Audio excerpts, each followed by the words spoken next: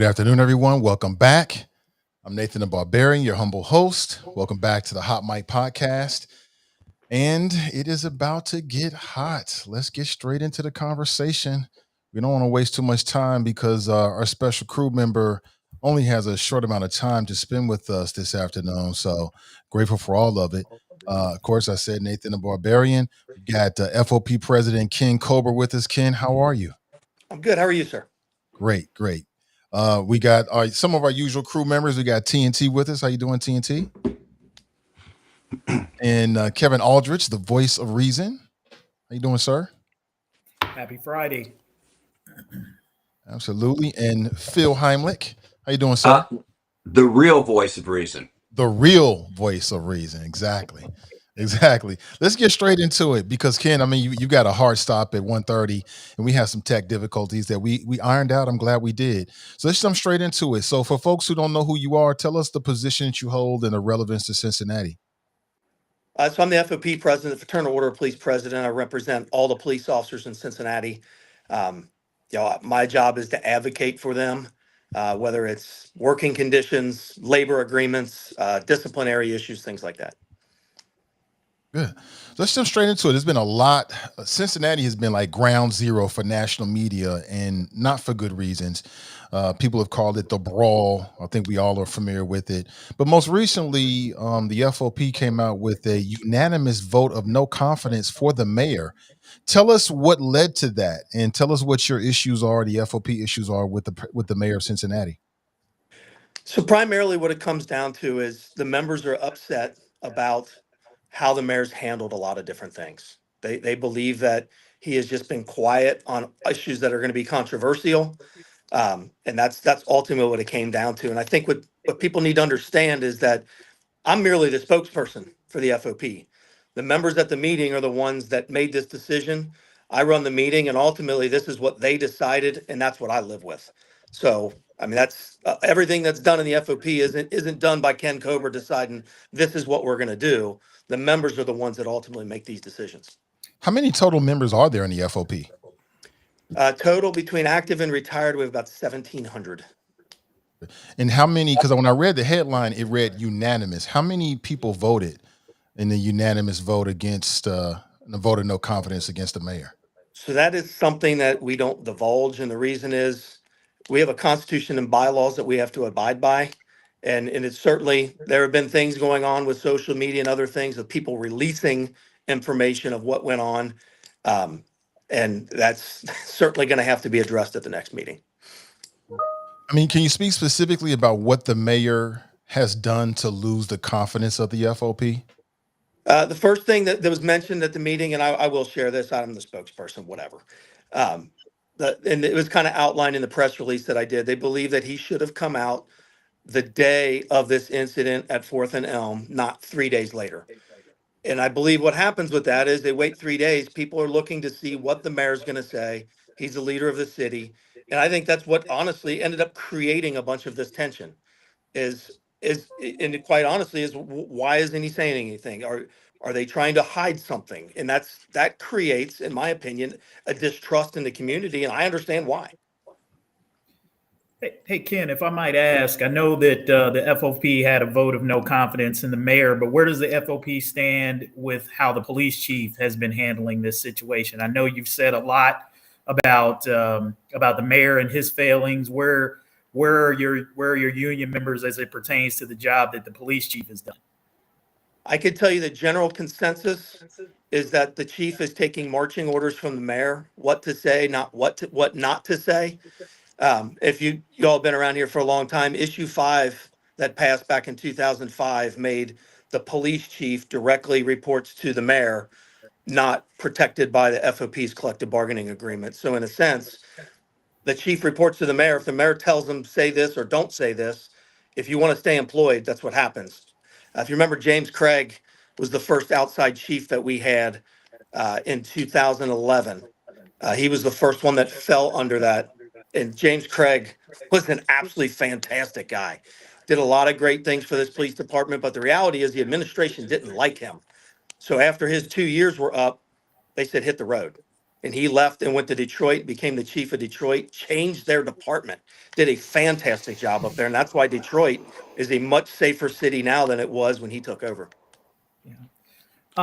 Just another question, and then TNT, you can jump in with your question. One of the allegations that has been made against the city is this notion that the mayor and the city solicitor, when it came to the charges against Alex Travinsky, there's been the charge that essentially they essentially told detectives or investigators or whomever to bring those charges. Where is that coming from? How do you know that that's 100% the case? Help us understand. That's a pretty strong statement. How do you know that to be true? That came straight from the police officers that were in that meeting. Now, the investigators, this whole thing, the way this is handled, if you all aren't aware, when something of this kind of magnitude happens, before any criminal charges are signed, they do what's called a prosecutorial review. So these investigators take all of the evidence that they have, they take it to the prosecutor and go, what charges should we sign? So the prosecutors are the ones that actually signed or authorized these cops to sign these criminal charges. So when it came up with one of the victims being charged, these investigators went to the county prosecutor's office. They went to the city prosecutor's office. They advised them not to sign criminal charges. They didn't believe that they would be able to make their case. That's when the solicitor's office got involved and ultimately said, no, these charges are going to be signed. The question that I asked, and I asked the chief this question, the city solicitor is an attorney. They have the ability to sign those charges themselves. So it does certainly raise the question is why would you order the police to do it? And obviously the Captain Henney was well aware of how these investigators felt. And he said, I'm not even going to put them in the position to tell somebody I'm not going to do this. So he signed the charges himself. Yes. Hi, Ken. How are you? My name's Good, how are you? TNT. Yeah. Fine. I'm fine. Good to meet you finally. So, I don't know. I'm going off the opinion piece, which was really politically charged to me. It had a lot of rhetoric in there. I don't know if it did more to bring this community together or further divide us apart. But I just found it astonishing, kind of like the ridicule of people in the community that are looking for equal distribution of justice as it relates to all parties involved in that brawl. And so we've got a very delayed response or charge for the actual initiator of the fight or the brawl, as some would say. And I'm kind of puzzled to your lack of wanting to hold this person accountable when they were the initiator of this brawl and was also throwing racial slurs. And then it's kind of ironic how you brought to the attention that the FOP or your members were kind of upset with the mayor because he didn't respond that same day to a bar fight. But at the same time, it's usually the police telling the community to wait till all the facts are in, don't rush to conclusions. And this, we all know, was kind of like pushed on by Fox News and different leaders, the Vice President, J.D. Vance, and Bernie Moreno, to really even give it national attention and a lot of light. And it was impacted with a lot of race baiting to get people excited and mad. And so with all of that, why would you kind of go against the decree of what police usually tell the community? Why would police not understand that until all the facts are in, like what we see, he's the initiator and we heard racial slurs, and not to say any of that excuse the actions, but there was more to it and more facts. And once you learn the facts, why are you unwilling to hold these individuals accountable? Believe me, it has nothing to do with accountability. If I was the investigator, if I was the prosecutor's office, and this is the biggest problem, the prosecutors are saying we can't make this charge. If they thought they could, I would say arrest them all. You're right. It is an absolute terrible look for Cincinnati to be dealing with something like this. It's terrible. Cincinnati, I wish we were never in the limelight for this anyway. We should be in the limelight for good things that are going on, not terrible things. But ultimately, the biggest exception that I took is the fact that these investigators met with the prosecutor's office, and the prosecutors are the one that said, we can't make this charge. If the prosecutors would have said, absolutely charge them, I say charge them all. We can't have adults standing in the middle of the street stomping on people's heads. We just can't have it. We shouldn't have people that are going around, and this is the other part of this, is there has been no evidence so far that the police have shown that this victim instigated it. Because if that was true, I would say absolutely charge them. Mhm. Can I jump in since our time's limited? Yeah. Absolutely. Ken, first, I want to just say that I agree with you 100% about firing out Iris Rowley. I was shocked when I saw that video of her interfering with an arrest. I was shocked when I found out she's making 100 or whatever, 200,000 a year. And it seems to me that somebody who is involved in community relations with the police should be fair to both sides. And I don't see her having been fair to the police. I also, real quick, want to tell you I support your demand to add 200 cops. It happens when I first ran for city council. That was my platform, to add 200 cops. So I appreciate your positions. I do want to ask you, though, something more on the national level. You know that on January 6, 2021, President Trump incited a violent attack result on the Capitol. 150 cops were injured, some seriously injured. I think 4 deaths of police officers followed that, whether it was suicide or heart attack. And Trump said in the campaign, this last campaign, he said he was going to pardon them all. And he went ahead and did it. Now, given that I would think the FOP, above all else, should be pro-law and order, how do you justify your endorsing Donald Trump, who instigated probably the worst attack on our police in years? How do you justify that? So I'll tell you that those national endorsements are just done that. They're national. This isn't just Queen City Lodge 69 saying we're going to endorse Donald Trump. And if you remember when he did pardon him, I came out absolutely in the media against Yeah, it. I know that, but I'm asking Yeah. about the endorsement when he ran. I'll be honest with you. That was, like I said, that was a nationwide thing. I can't speak for why everybody did it. Because you're saying your chapter didn't endorse a candidate. As they, it was not done on a national level. I believe our lodge did ultimately, with the delegates that we had there, voted to endorse him. Why they Can did? you explain? I'm not trying to interrupt you, but can you explain for that vote? Well, did you tell your office? Did you at least recommend, guys? This guy is responsible for deaths and injuries to police. We can't endorse him. Did you take a position? Or it sounds to me like, putting aside the national, that you guys went along with that despite what he did on January 6th. The state of Ohio. So the way national endorsements work, you have the state of Ohio. Each state has to report to the national whether they want to endorse a candidate A, candidate B, and that's ultimately what they ended up doing. But there's no, a I'm lot of asking about things. your endorsement. You said your chapter voted to endorse President Trump, didn't you?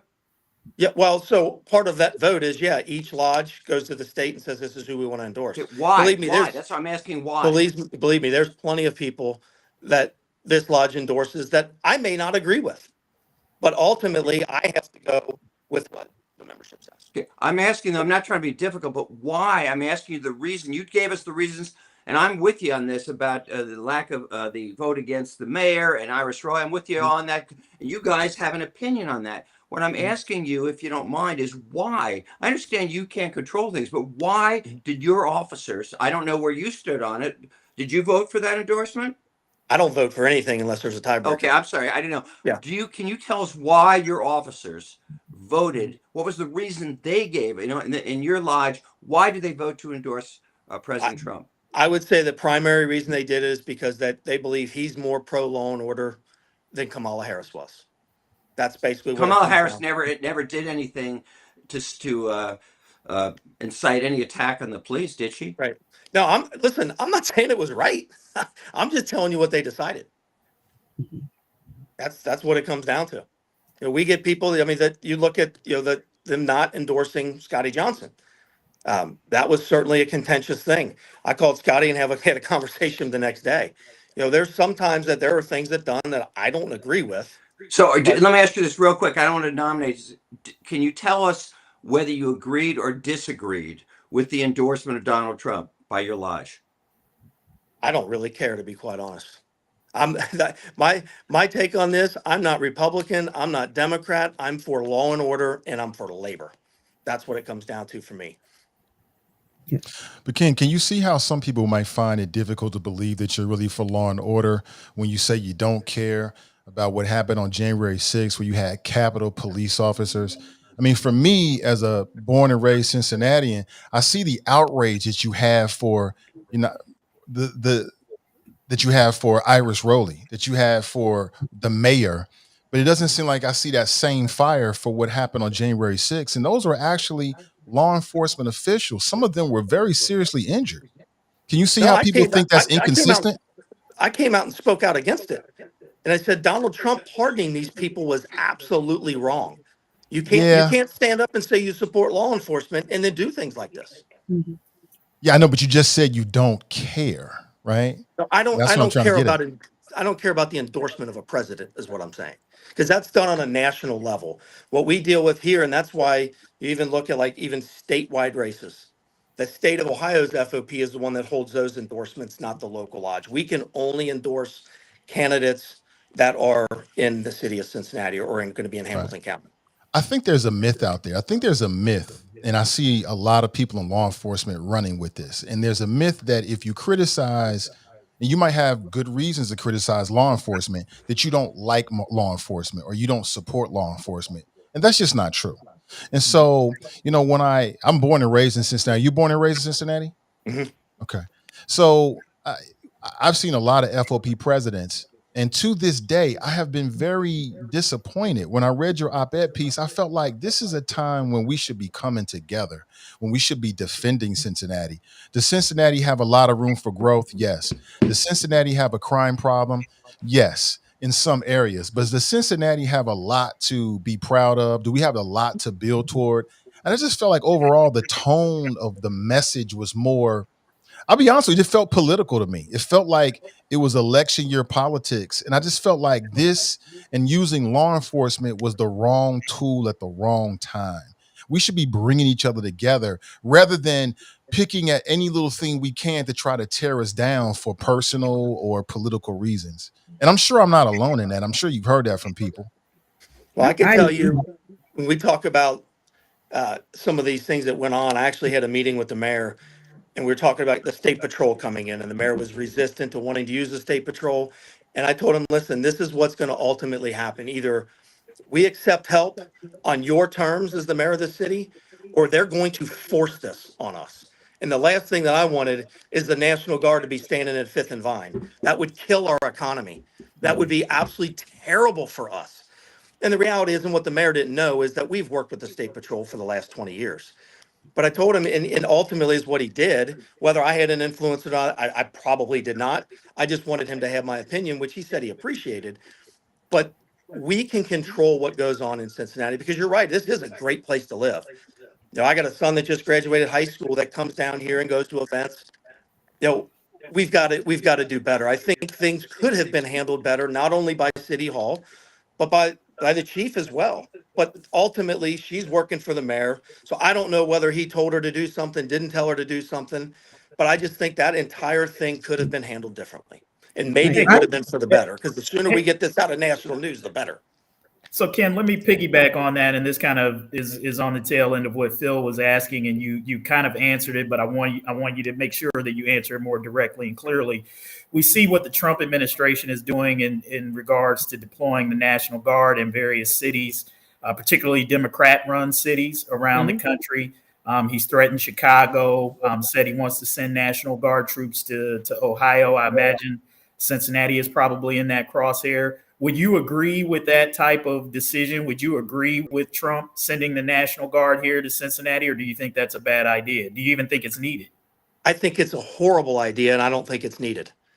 And that was part of my reasoning of getting a hold of the mayor and saying, listen, they're going to try to force this on you, and it's not good for anybody. It's not good for Cincinnati. It's not good for our economy.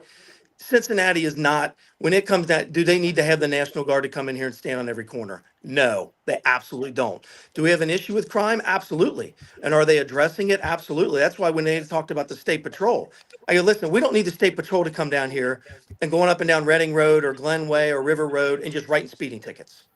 If they're going to bring assets down here, they need to bring assets that are going to focusedly and narrowly work on gun violence, getting the most violent people in Cincinnati off the streets and keeping them off the streets so this can be a safer place. We don't need people writing speeding tickets. Yep, yep. I'm so glad that you came on today.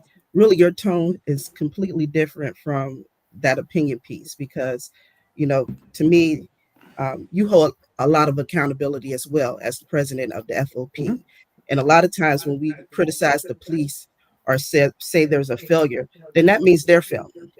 And despite the numbers that says, crime statistics in different areas are down, I think they're doing a wonderful job. And the work of the police and community relation with people like Iris Rowley has helped improve the CPD, their image, and community and police relation. And that's all very important.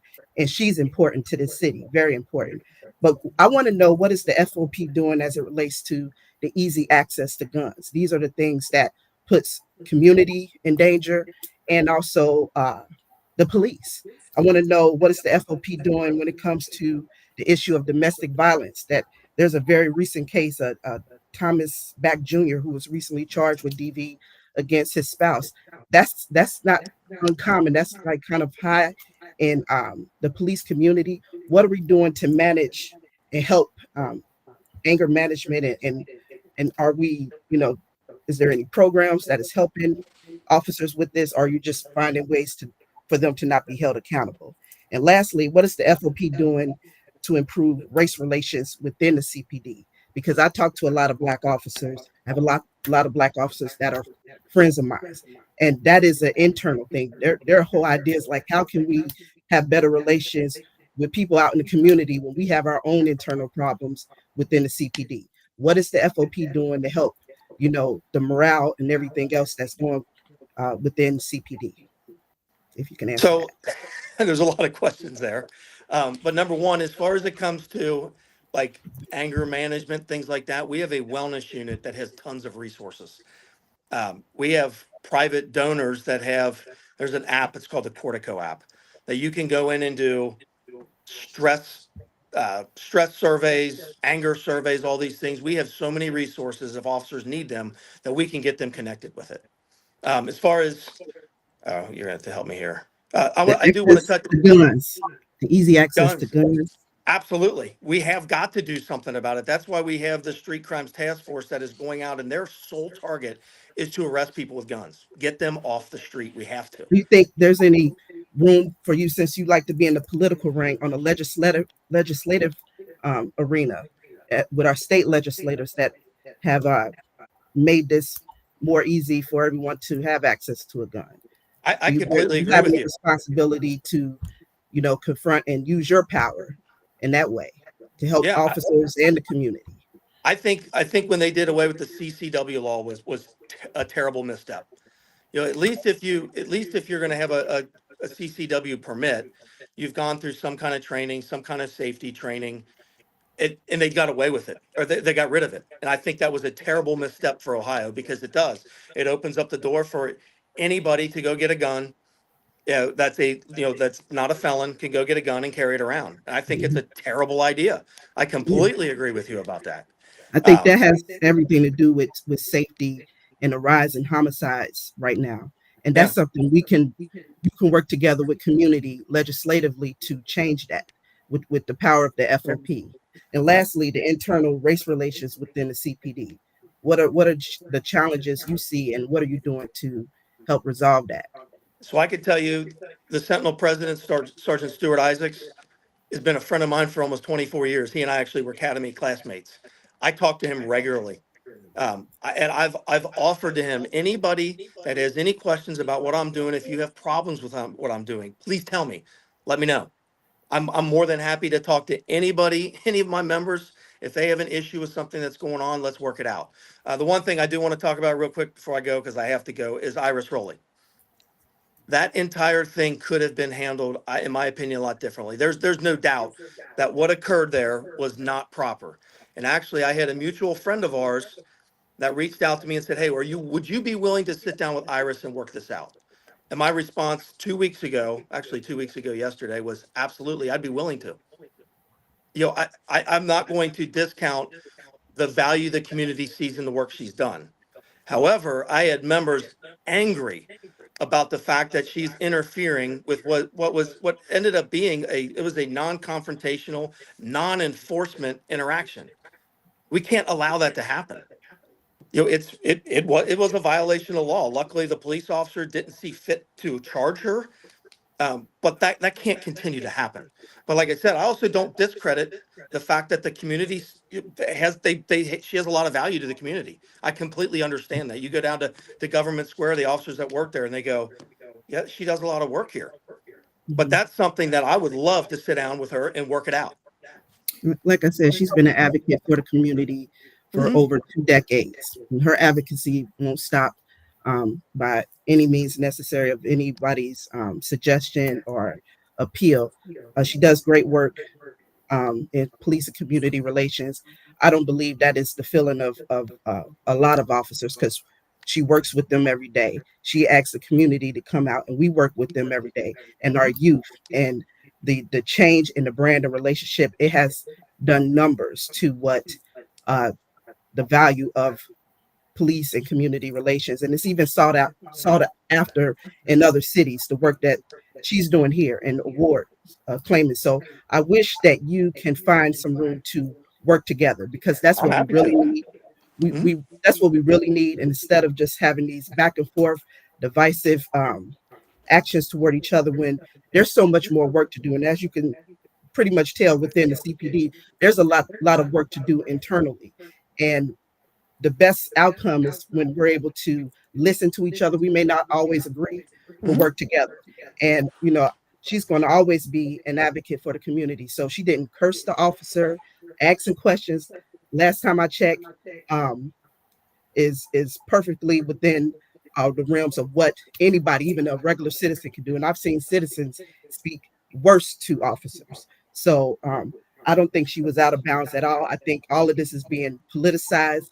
And really, when we get to the I'm sorry, when we get to the point where there's death threats being levied and people lives are in danger, that's really irresponsible. And I think you should hold accountability with that Signal 99 and that platform. There's a lot of racial slurs and things, race baiting, and it's inciting violence. We're having KKK flyers issue out throughout the community.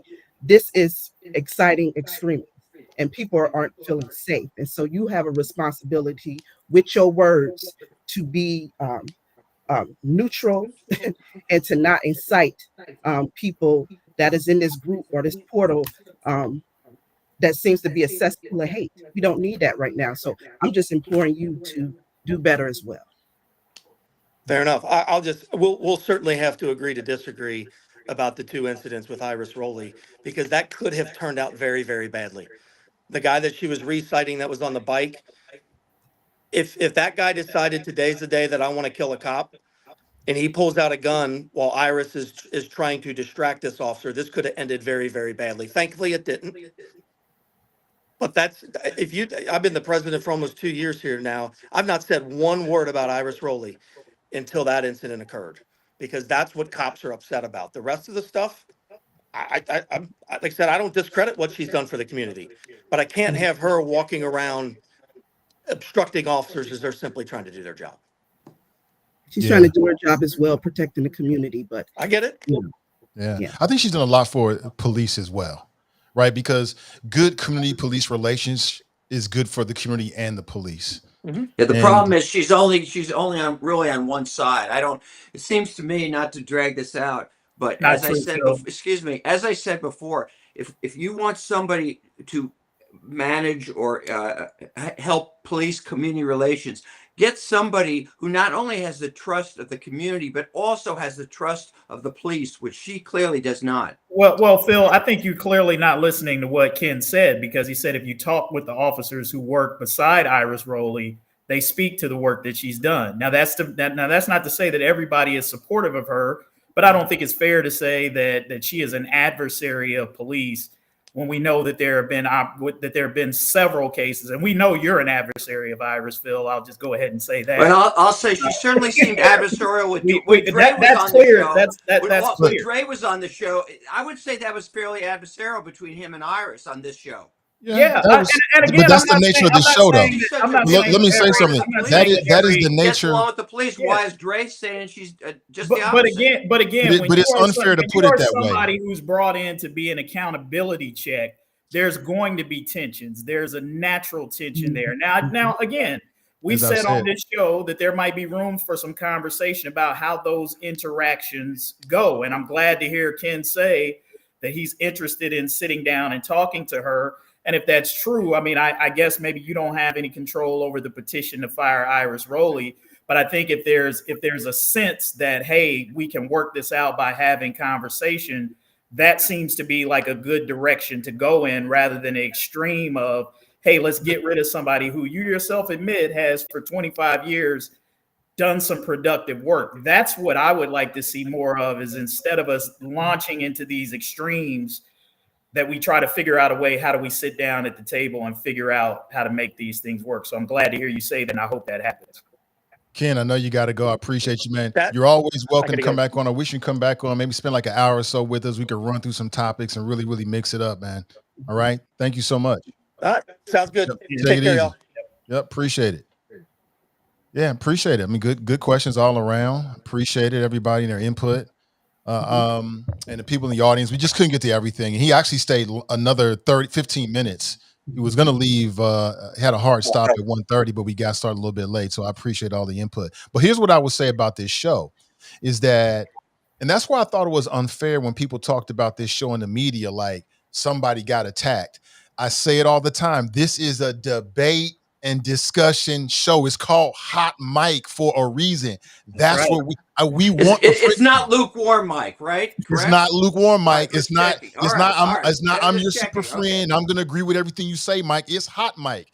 That is the point. We want to mix it up, but the other point is, at the end of the day, hopefully we can agree, disagree, walk away, and nobody's got super hurt feelings about it. Although it appears that's not always the case, but it is what it is. But I thought all good questions. I wish I had 1,000 more to get in, but TNT took the reins. Great questions, and Phil, Kevin, everybody. So hopefully people got something out of it, and then hopefully we can have Kim back on, like I said, and we can run through some topics and really, get a sense of who he is and how he feels about a myriad of different topics. But to the audience, people are asking about Signal 99, which is a Facebook page I'm aware of now. Only recently have I been aware of it. And, my attitude about Facebook pages is, you can start a Facebook page and do whatever you want to do. I agree with what Nicole is saying. Like, I'm saying some stuff in there that I think it's not really about bringing people together. It's about dividing people. But anybody can start a Facebook page, and it can be whatever you want it to be. So who is behind it? Do we even know who is behind the Signal 99 Facebook? I haven't seen it. Can somebody tell me what it says? It's a Facebook page that is, I think it's pro police. I don't know what it is, to be honest with you. It's all the city, it's like police and firefighter and different first responders can tie in. And so it's just information. It's their own kind of news media. Kind of a pro police, pro fire page. It's not just Cincinnati. I mean, all the police departments all throughout. There's a Signal 99 in almost every state, every city. Okay.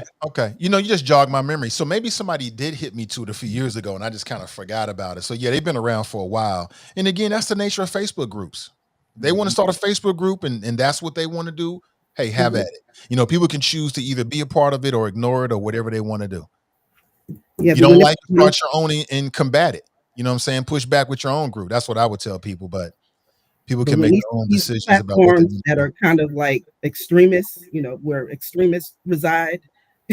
When they are leading the local news, local news led off a social media Facebook page post without all the facts and everything from police to, like I said, a lot of emotions, race baiting, all of that just turned a small incident into a very huge one. And so It's just being mindful of who's controlling the narrative and what they're what their agenda is very important. And so it was astonishing to me the tone Ken had here, because what I read was just like hot fire madness. You know what I mean? It was just all what that base of people that resides on Signal 99, they would love that, you know.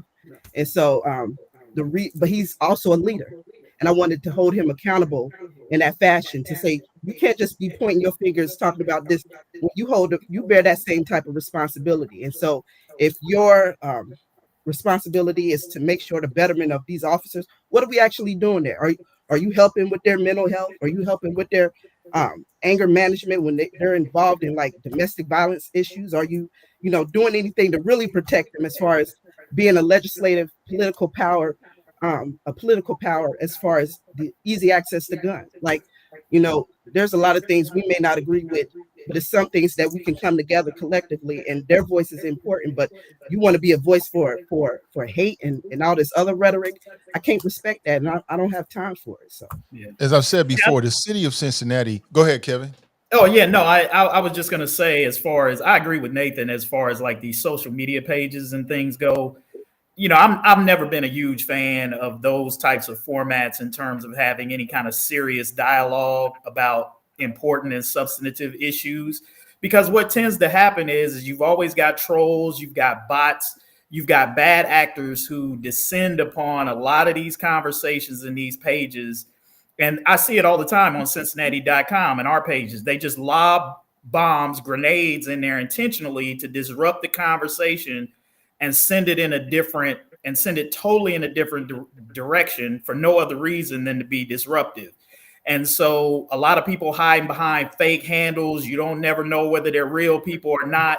So it's really kind of hard to gauge what is really real in those spaces and what is not, and what is intentionally in there designed to divide and get people juiced up and ginned up. And so that's why I always say you got to take some of this stuff with in these social media spaces with a grain of salt, because you don't know who you're dealing with. A lot of times we don't even know like who's behind the construction and the building of these pages. And so when you can't have that kind of certainty, it's like you can't put a whole lot of credibility behind some of it. But I get your point. It makes it nonetheless destructive and divisive, TNT, and that's the unfortunate thing about it, is it gets so many of us caught up in such a negative space instead of having real substantive conversations. I mean, because when you break it down, Ken said a lot of things. I think he said a lot of things in this space that it's kind of hard to walk away from. Like there was no equivocation on some of the things that he said on this podcast here today that you can't walk back. I mean, he has. Can I say something on the gun issue? Mm-hmm. This is what I'm going to say now ensures that I will never, ever be able to win a Republican primary if I ever run again. Okay, for whatever it's worth. Taking up what Tara said as he was grilling me about my plans. I do not understand why we license automobiles, which are deadly weapons, but we don't license guns. Mm-hmm. To me, it makes no sense. And I might even go, even though I'm not a top-down guy, I might even say it ought to be done on the federal level, because guns, can go across state lines pretty easily. But wherever, I don't get that. And something about I think if you had to get a license for a gun, I think it would cut down significantly on these mass shooters. Here's the reason. Those guys, as best I can tell, they act impulsively. Okay. They don't plan. I don't think they plan things out for a month ahead. And if you make people make some effort, or maybe even send in some money to get a license, I think you have an excellent opportunity to kind of minimize, well, maybe domestic violence might be one, but those things that come out of either being nuts or out of passion. So I think I don't see any justification why we don't register guns. Yeah. And the city of Sure, you know Cincinnati, the to my answer. understanding, has no power over that. That's completely Yeah, controlled by the it's state. right. It has to be done on a pretty much a national, if not a state. Because come on, if you want to, if the city of Cincinnati makes it illegal to, or makes it difficult, you need a license. People just go over to Covington and rob something. So Yeah, Yeah, but see, that's the well, point though. People are always talking about how Cincinnati is a blue city, but because of the state's influence and control, there's a lot of potentially blue policies that they can't even put in place, like something around guns. yeah. Well, Phil, local the gun thing that laws don't cracks do me up anything. though, But the you thing know, that cracks me up about Phil saying he doesn't understand it is it's clear. It's money. It's the gun lobby. That's the reason why you don't get that. That's the reason why you get laws that make it incredibly easy for people to get guns, because it's all about the money and the gun lobby. And they hide behind this notion of, well, people will be safer, rather than put control on things like assault weapons and whatnot that would actually protect people. They try to don't kill. you think it's more than the money? Don't you think it's just an No, I issue that don't. the people on the right, that it's like one of those I don't. I issues, don't. It's when you hot money. button issues? It's money. It's plain and simple. The gun lobby is buttering their campaign coffers, and they're making money hand over fist. And it's easier to convince people to be scared about crime and that you need a gun. That sells more guns than saying, hey, maybe if we made more of a concerted effort to get guns off the streets. And you're talking about people who are legally going to go in and get guns. The one thing that we never talk about is all of the illegal, unregistered guns that these kids on the street are getting, right? Like the laws that we are talking about, like these background checks and getting a permit, those are band-aids at best. They don't do anything to deal with the illegal gun supply chain that's coming in, that's flooding our streets. Like, we care, and rightfully so. We care when you see mass shootings at a Catholic church or at a high school. That gets us ginned up for gun laws and things of that nature. But yet and still, when we talk about 70 to 80 something homicides a year in Cincinnati or in other places that are being fueled by illegal street guns that are hitting our streets, we don't talk about that. We talk about gun control as it relates to these other mass shootings, mostly because, as I've said, they involve white children or white people in general, or Jews, or whatever other community that gets people's attention that's not black. But we don't care about it. These illegal guns that are flooding black communities and black streets, and people are getting killed every day. We need to address that. And there's no political will in Washington to even think about tackling that. That's why I can't take this narrative by Republicans on tough on crime seriously. Because if they were really serious, even in this recent incident that happened with the school shooting, you don't hear Trump writing up an executive order to, end assault weapons or anything, or even any words toward that, like anything to. He's writing all these executive orders every day for every other thing, but when it comes to something that is like nobody want to be a part of that, no parent want to be a part of that club of sending your child to school and they never returning back home. I can, like, that hurts. I hurt for them, and it's just like I know the nation is hurting right now, and to not be able to respond to that properly is just outrageous. And it is the gun lobbies and different ones, but why do they have to have such a hold on that? How can you be serious about safety and don't want to deal with these mass shootings in a real, systemic way? And so that, on top of the National Guards, he's sending National Guards to all these blue cities, but I don't see him issuing those National Guards to schools after something like this. It's just like I can't take them seriously. They it's just like all hyperbole. You don't really care about crime. You don't care. You got the January 6ers out, it's all a farce. And so for anybody, whenever there's a narrative, even on a local level, and these people on the other side is talking about crime, give me a break, because you really don't care. Okay, we did have Twin on the line. I was going to bring him in for a little bit, but it looks like he jumped off. So I put the link in the description or in the comment section on Facebook and YouTube. And if you click on that, you can join us via video or audio. But let's go on. I want to play a clip for you because everyone's been. I'm sorry, what'd you say, Tini? You No, saying I'm just something? saying, call back to him. Oh, yeah. You can get back in. But since we were talking about gun laws and things like that, people have been talking about what happened in Minnesota. If you don't know, tragically, there was another school shooting. Two children lost their lives. Multiple people were shot. And so there's a conversation and debates going on. Of course, everything's been politicized. And one particular wrinkle of that has been this conversation about prayer. So the former White House press secretary, Jen Psaki, she posted something on social media, and then it got picked up by people on the Republican side, by more conservative media, and they've been debating it and going back and forth about it. I want to play this from YouTube. Check this out. And reactions are pouring into yesterday's school shooting, and as usual, some people out there using the opportunity to play politics. Former Biden press secretary Jen Psaki spinning this tragedy into an attack on President Trump's crime crackdown in Washington, D.C. Peter Ducey joining us live at the White House with more on this. Hi, Peter. Bill, good morning. Jen Psaki did not wait for any information at all about the shooter or about the motive before she took to X to post the following. Prayer is not freaking enough. Prayers do not end school shootings. Prayers do not make parents feel safe sending their kids to school. Prayer does not bring these kids back. Enough with the thoughts and prayers. And then, when kids are getting shot in their pews at a Catholic school mass, and your crime plan is to have National Guard put mulch down around D.C., maybe rethink your strategy. Minnesota is blue statewide, and the governor, Tim Walz, wasn't ready to make such a big jump. Receiving a call from President Trump, who was with his leadership team of the Attorney General and the Vice President, expressing their deep condolences amongst the horror that happened and an offer to provide the support to the folks here in Minnesota of what's needed. On the Psaki point about the National Guard, Vice President Vance is telling USA Today, we don't want indefinitely to put National Guardsmen on the street of our cities. We just want to make sure those streets make those streets more safe. And even Democratic D.C. Mayor Bowser agrees.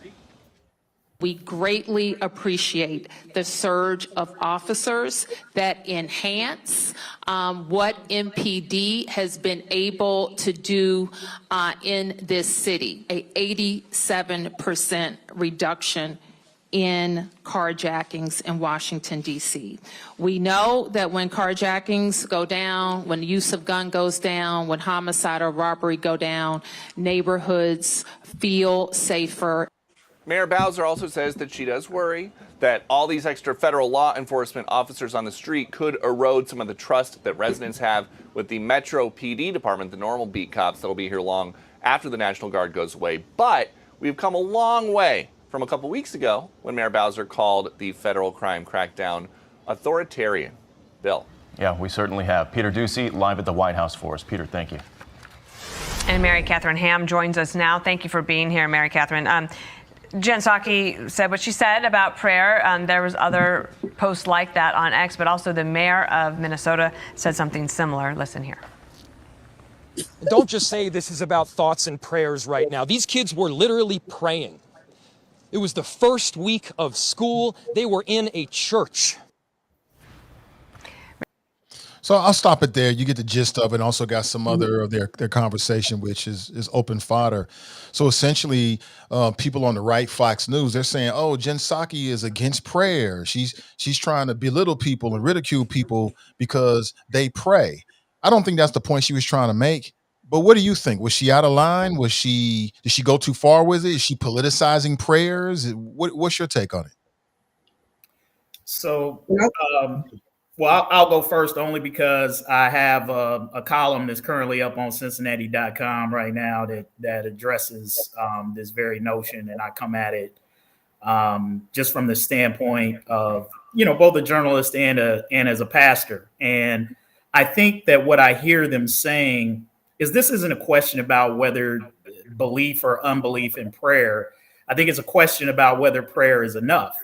And is expressing thoughts and prayers enough? And I sort of, in the piece, sort of talk about this notion about how the Bible teaches in James 2 that faith without works is dead. So in other words, yes, we need to pray for these families. We need to extend our thoughts and prayers to them, that God can bring them peace in their time of grief and mourning. But that same faith that causes us to extend those prayers ought to move us to some sort of action to make sure that we're taking care of our neighbors, and that we don't have to continue to see our children dying. Now, whatever form that takes on, it takes on, right? Like whatever the solution is, we should be open to those solutions to protect one another, right? I've said that it's not just about gun control, that maybe it's not about arming teachers or having more security at schools. Maybe it's all of it, right? Maybe we are at a state in this country where we need to do whatever we have to make sure that our kids are safe, that our fellow countrymen are safe, and that no stone should be left unturned to make sure that we live in safe environments. So it's not an either or proposition. So I think this notion that folks who are kind of pushing back against that are saying that there's no value in prayer, because I believe in the power of prayer. I believe that prayer changes things.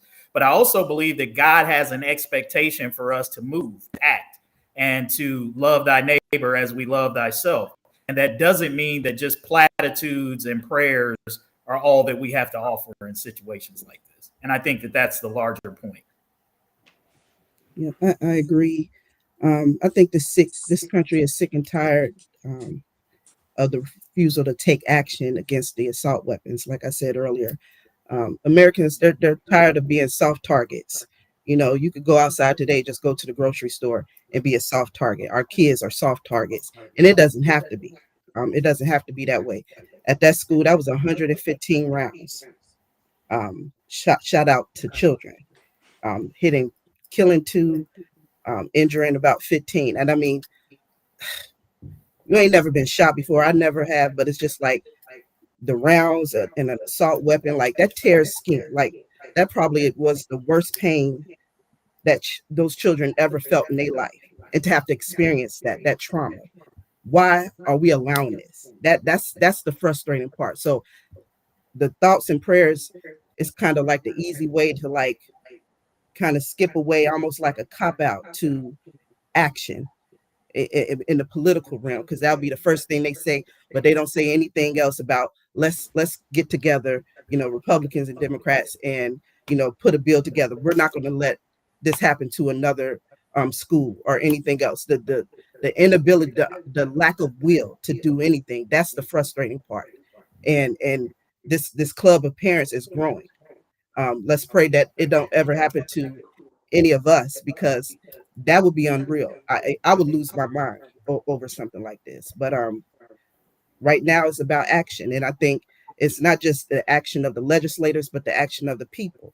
Like I said, last podcast, if you're not angry, you're not paying attention. And so this should be, not just the people that are impacted, but if you want, stronger gun laws, if you want an end to these weapons of war that can, kill and injure people in less than a minute, you got to use your voice. You got to really, level your power, your vote to make a difference, and put people who are in positions of power, put them put them in front of, I'm sorry, I'm losing my train of thought, but basically, hold their feet to the fire, ask the questions, and make sure that they are aligned to the interests and the things that you want out of them. So that's my point. Bill, you want to jump in there? What's your thought? Was Jen Psaki out of line in her comment about prayers? No, because I don't think she meant anything anti-Christianity or anything like that. There's a famous quote by Sinclair Lewis that says, "When fascism comes to America, it will be wrapped in the flag and carrying a cross." And I am so sick of politicians, mostly in my party, who frankly use Christianity, use the cause of Christ to make themselves look good. I don't know if you remember, but those Republican primaries back in, I think it was more 2016, when Ted Cruz and Rubio and those people, oh my gosh, they were trying to out religious the other. They were trying to out Jesus one another, because they know that the base is very, very strong about Christianity. And I just think it disgusts me. And Vance kind of had to jump in the same way when he was criticizing what Psaki said. This may sound trite, but when I was running for office, and I would say, I don't want to use God. I want God to use me. And I think that's what I wish a lot of these leaders who are basically flaunting their Bibles around, I wish they'd have that attitude. Yeah. I think the reason why Jen Psaki said that is because over the years, there's been so many school shootings, and that's typically what you get from the Republican side. They offer thoughts and prayers as if that's going to stop a bullet. And so she was making a point that it takes more than thoughts and prayers. And like some of these children were actually praying. So here you are in the act of praying and you lose your life to a bullet. I think the point is made right there. And I think it's a solid point. Unfortunately, I think that the people on the right, instead of dealing with this seriously, they're trying to tilt it to take blame off of the fact that we've got an over proliferation of guns in this country. We need serious gun control. You know, I looked up Japan. Japan, it's very difficult to get your hands on a weapon in Japan. It's very difficult. And because of that, they have very, very low gun violence and almost no mass shootings. It's unheard of. And that's because they're controlling what it is. And people like to say it's not the gun, it's the human. It's both. It's both. If you go to the scene of the crime of a shooting, then you're going to find shell casings from a weapon, from ammunition. They go hand in hand. But the NRA has a lot of money. They got a lot of big time people behind them that think of ways to try to confuse people. And it's almost like a self-fulfilling prophecy. Whenever there's a shooting, the first thing people want to do is arm up, right? And so it becomes a self-fulfilling gun proliferation prophecy where the very thing that we're trying to get away from is what we gravitate to when we feel fearful. And I wish that Democrats and Republicans would come together seriously and actually deal with it, but it's not really gonna happen. I don't see any time in the near future where that's gonna happen. Unfortunately, special interests run our election systems, and nobody seems all that concerned about it. So we're going to keep getting I would just over say and over I don't again. think it's just special interests. I think it's kind of almost like within my party, it's kind of like the abortion issue. I mean, people are just so one track mind on it. They don't want to hear anything that has anything to do with reproductive rights. They don't even want to listen. And I think it's the same way in the gun thing. I think any mention of controlling guns in any way, that they don't want to have anything to do with it. And the vast majority of those people aren't getting money from the NRA. They're just, that's where they are. That's where their heads are. The vast majority of them are getting money from the NRA, or at the very least, not the the electorate. Republican-based voter, not the voters. Yeah, the voters. What they're getting is the effects of the hundreds of millions of dollars that the NRA pumps into the system. Well, I mean, make them think a certain way. Same thing with the abortion issue.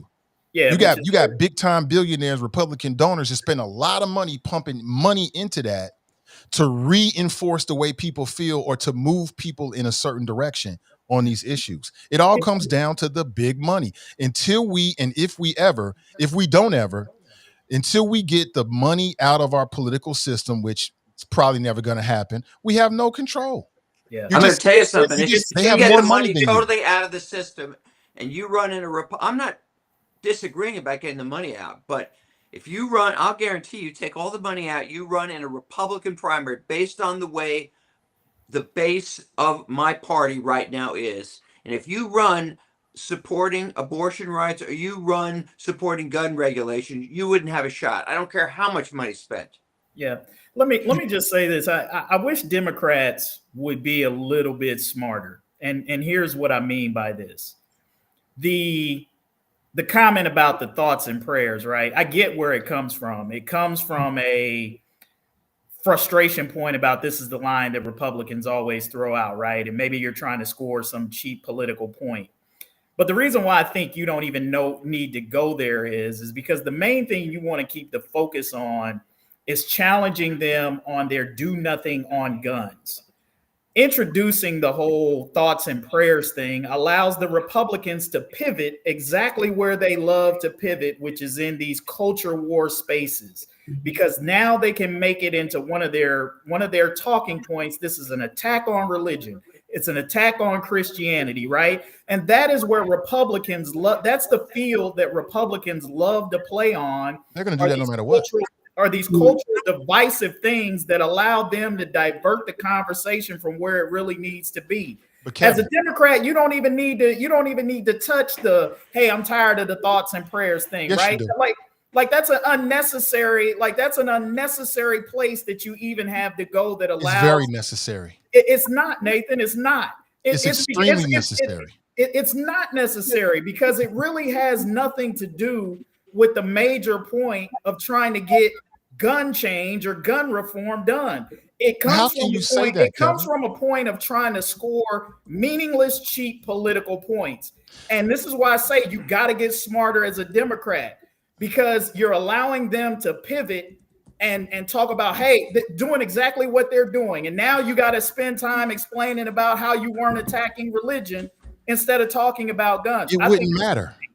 I If they think just came out and if they didn't use that phrase, they would still pivot to back to the Second Amendment. It doesn't matter what the But Democrats that's where you want to have the conversation. Like that's a field of battle that I'm willing to play on. Like I'm willing to play on. Let's talk about the Second Amendment. Let's talk about controlling guns and who should have them and who shouldn't have them. I don't want to be having a conversation about whether prayer works or whether it doesn't work. If that's the conversation that we're having around guns, then we've already lost. But that wasn't the point. We've already lost that argument. I don't think that's what their point is. I think their point is that, as I said earlier, you go look it up, go Google it. Through the last decade, just go back a decade, every single time that there is a mass shooting, the only thing that the Republican Party says is we want to offer you thoughts and prayers. There's never any meaningful legislation ever. So that was Just say that. You like again. You're that's what missing she my said. point. You're That's what missing the my point point. was. That's what she was saying. No. But you're missing my point. The thoughts and prayers thing. You don't even need to go that because again, what that allows them to do is distract and pivot, which is all they want to do. They want to make the conversation about something else. They were going to do that no matter what. All you simply have to say is y'all ain't done nothing. Like and you know what? Keep that where the argument is. And if they said that, you know what you would say, and other people say, the Democrats need to come up with new ways on talking about it. It's damned if you do, damned if you don't. No, it don't really matter what they say. I'm just saying, don't. It to me, it's a self-inflicted wound that the Democrats don't need to do. How is this a self-inflicted wound? Don't play on their field of conversation. If I know, Nathan, that you don't want to talk about the issue at hand, I'm not going to give you an out that allows you to get out of talking about what I want to talk about or what I think the people should be talking about. Listen, the Democrats excel at giving Republicans outs because you tee it up for them. Now they may take that off ramp anyway. No, but if it does, it becomes obvious that they're trying to distract. I'm just telling you what I observed. It's always been obvious that you're missing the point. It's always been obvious. That's why she made that point. Like, look, every time this situation comes up and there's a mass shooting, you guys say the same thing over and over again. Okay, you are burying the lead. You're burying the lead. If it's obvious, instead of talking about how. Instead of you're burying the lead. You want to blame the Democrats instead of putting responsibility. Nathan, I'm not blaming. That's exactly what you just did, Kevin. You just blame the Democrats. The Democrats have to be better at messaging. That's how you took it. I'm not. That's what you said. It's not about how I took it. That's what you said. Nathan, hear what I'm saying. Hear what I'm saying, hearing. bro. Okay, I'm not blaming the Democrats. So you just did. So quit saying I'm blaming the Democrats. But that's what you did, Kevin. I offered a piece of strategic advice. That's not blaming. For the Democrats. Yes. In the form of a critique. The Democrats keep making the same mistake. Critique is not blaming. You're burying the lead. Blaming. The lead is not what the Democrats said. It's what the Republicans continue to do. We can agree to disagree on this. I mean, I'm just offering a piece of strategic advice to the Democrats. Because now instead of talking about guns, we're talking about whether prayer works. No, you're talking about whether prayer works. I think that's I think that's what the conversation is. You're talking about that. The Democrats were talking about how every time this happens, the only thing we get from Republicans by and large, although there was one Republican who went on Fox News and said, look, at some point we got to start talking about gun control. He got shouted down. But the reason they did that was to say it's almost like a challenge.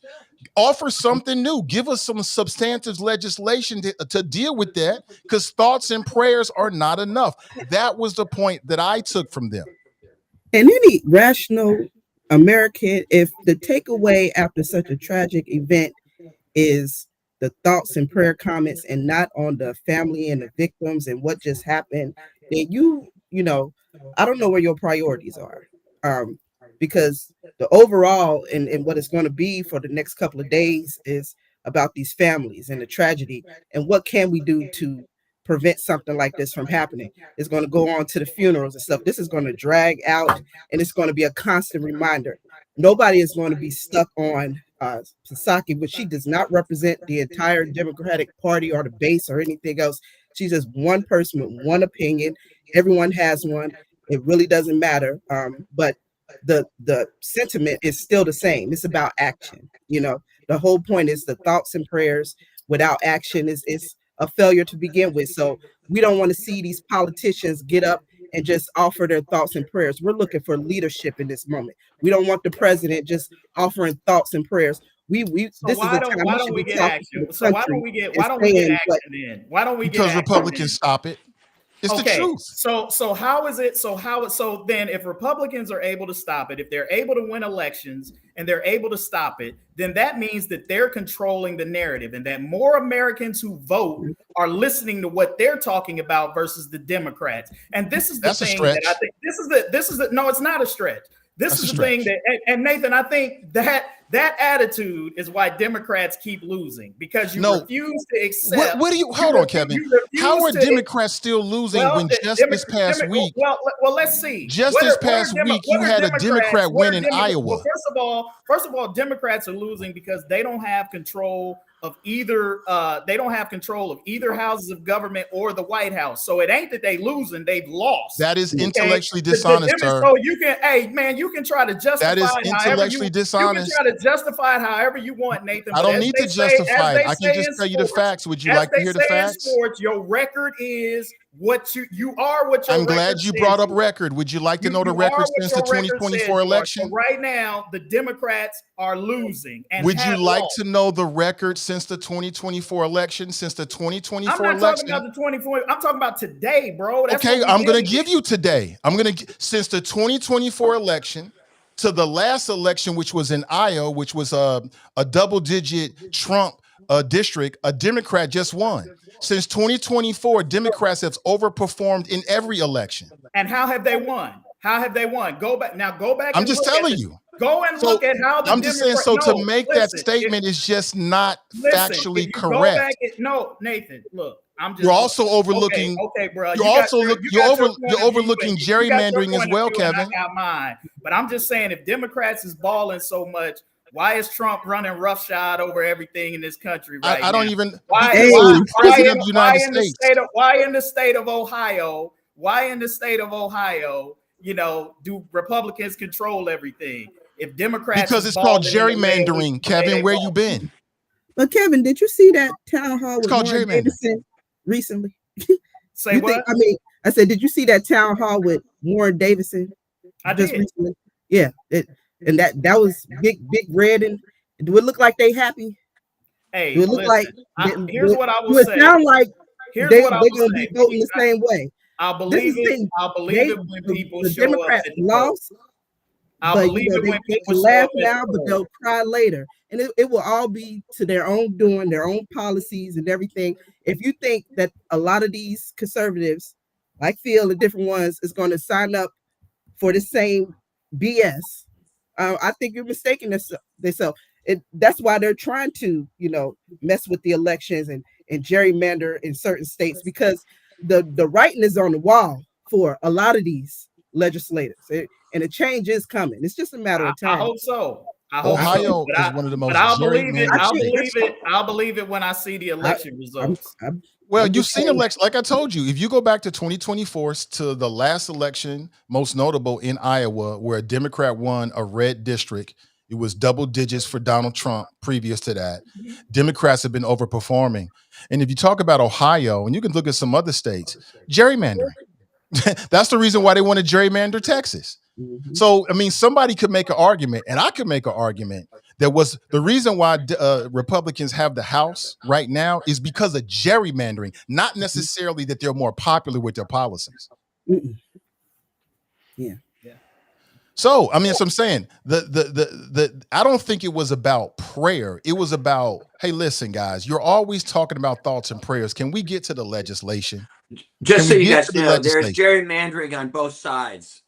Blue states do it, and I agree that it's terrible, but both sides do it. Both sides do it.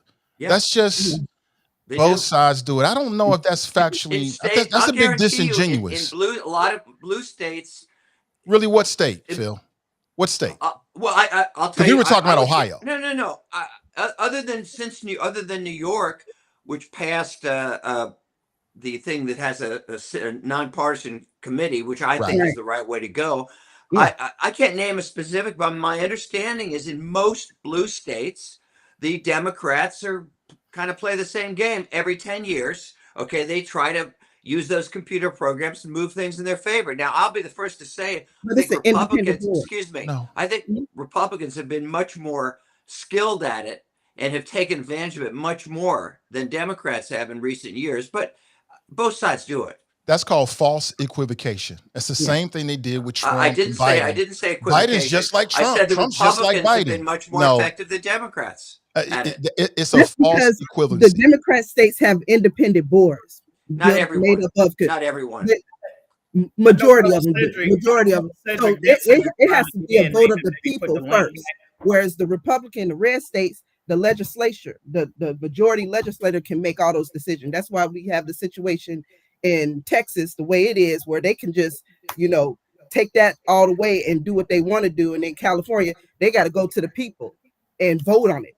So it's slightly different. Like there's both gerrymandering and it's legal, but to the extent where you're just going to strong hand and completely take the voice of the people out of the entire equation, that's not right. I mean, look at the state of Ohio. We had the guy on last year. This was a big thing before the election. And we were trying to do an independent, districting commission similar to what they have. I believe it was Michigan. Was Michigan? And you had primarily Democrats who were in support of it. And nobody should be surprised by this because they're in power right now in the state of Ohio. Largely, Republicans were against it because they don't want to give up power. They don't want to give up seats. Well, the So Republican politicians, the Republican politicians, yeah. I think Ohioans have shown Republican and Democratic voters want to end gerrymandering. But again, this is my point about messaging and who controls the narrative, which is kind of my major overall point. What Republican politicians were able to do is they were able to muddy the water enough with the messaging that it confused people that when they went to the polls, they thought they were voting to end. Some of them thought they were voting to end gerrymandering because of the language and the way that they did things, and they really didn't. So my overall point again, which is not blaming the Democrats, but what is a constructive criticism is think about the messaging. Don't give your opponent, don't play on the field your opponents want to play on, because the Republicans are very good about shaping the narrative. They're very good about playing the culture wars better than the Democrats are, because the reality is on the cultural issues, Republicans get more of the American people on their side. They were able to do it in this past presidential election. That's not true. He lost the popular vote. Okay, well, Trump lost the popular vote. No. We don't elect the president. He won it by plurality. He did not lose the popular vote. He did lose the popular vote by 1%. He had more votes than Kamala Harris. He didn't quite hit 50%, but he had more votes than Kamala Harris. Okay. Seriously. He did he didn't when he won in 2016. I think you're right about that. I stand corrected.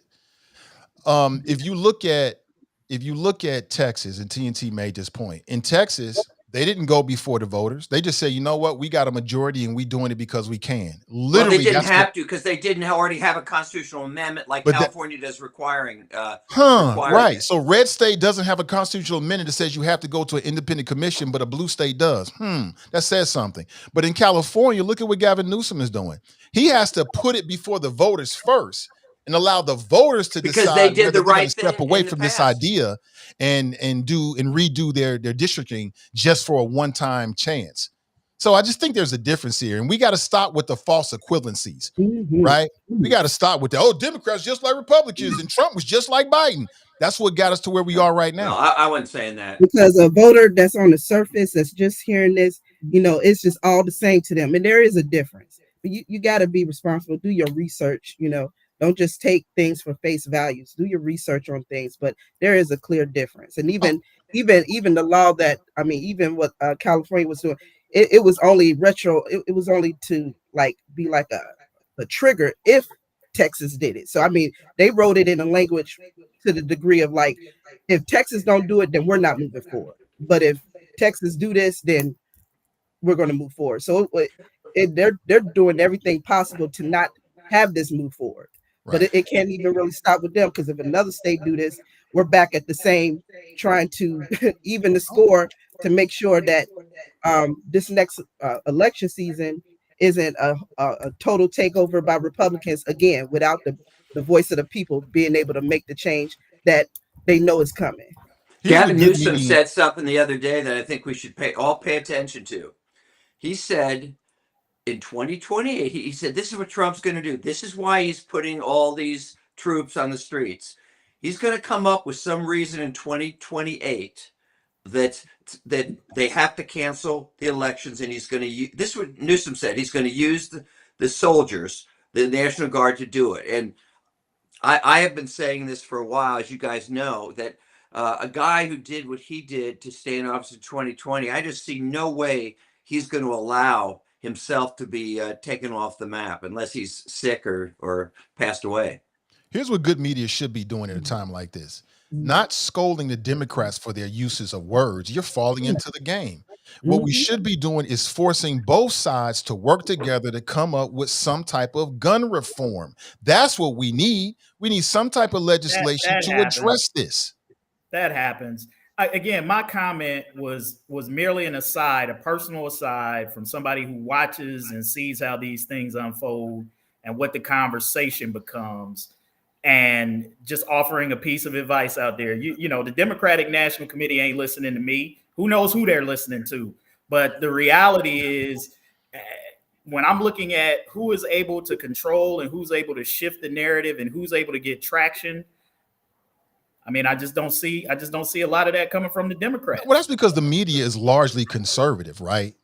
Digital media is largely conservative. No, it's not. That's not true. Oh, absolutely, that is not true. Again, these are absolutely. liberal. I just want to finish the point real quick, and I'll land this plane real quick. These are liberal. The digital media is by far, the people on the right got way more money and way more organization than people on the left. And then mainstream media, by and large, is completely punked out. They are scared. I disagree. That's not. And I'm not saying for good reason now, because we all need to, for good reason. I'm not saying they don't have good reason to be scared. They should be afraid, but they have been bought out, or they have been coerced into silence in a lot of cases. And CBS News was just merged with two Trumpsters, which is their right. If you want to support Trump, go right ahead and do it. But you're going to expect to see a difference in their coverage and how they coverage and their spin within the next couple of years. You can expect that. Digital media, by far, conservatives, it ain't even close. In terms of digital media, the big conservative billionaires pour tens of millions of dollars into conservative influencers. It's not even close. As somebody who works for the largest media company in the country, and I think I can speak from a certain degree of expertise, you are completely flat out wrong. What am I wrong about? Because ain't nobody controlling anything or punking out anybody that the hundreds of network newspapers, TV stations, and other things that Gannett owns. Trump ain't controlling that. So for you to sit here, I don't believe that. So for you to say, well, I know you don't believe it, but that's okay.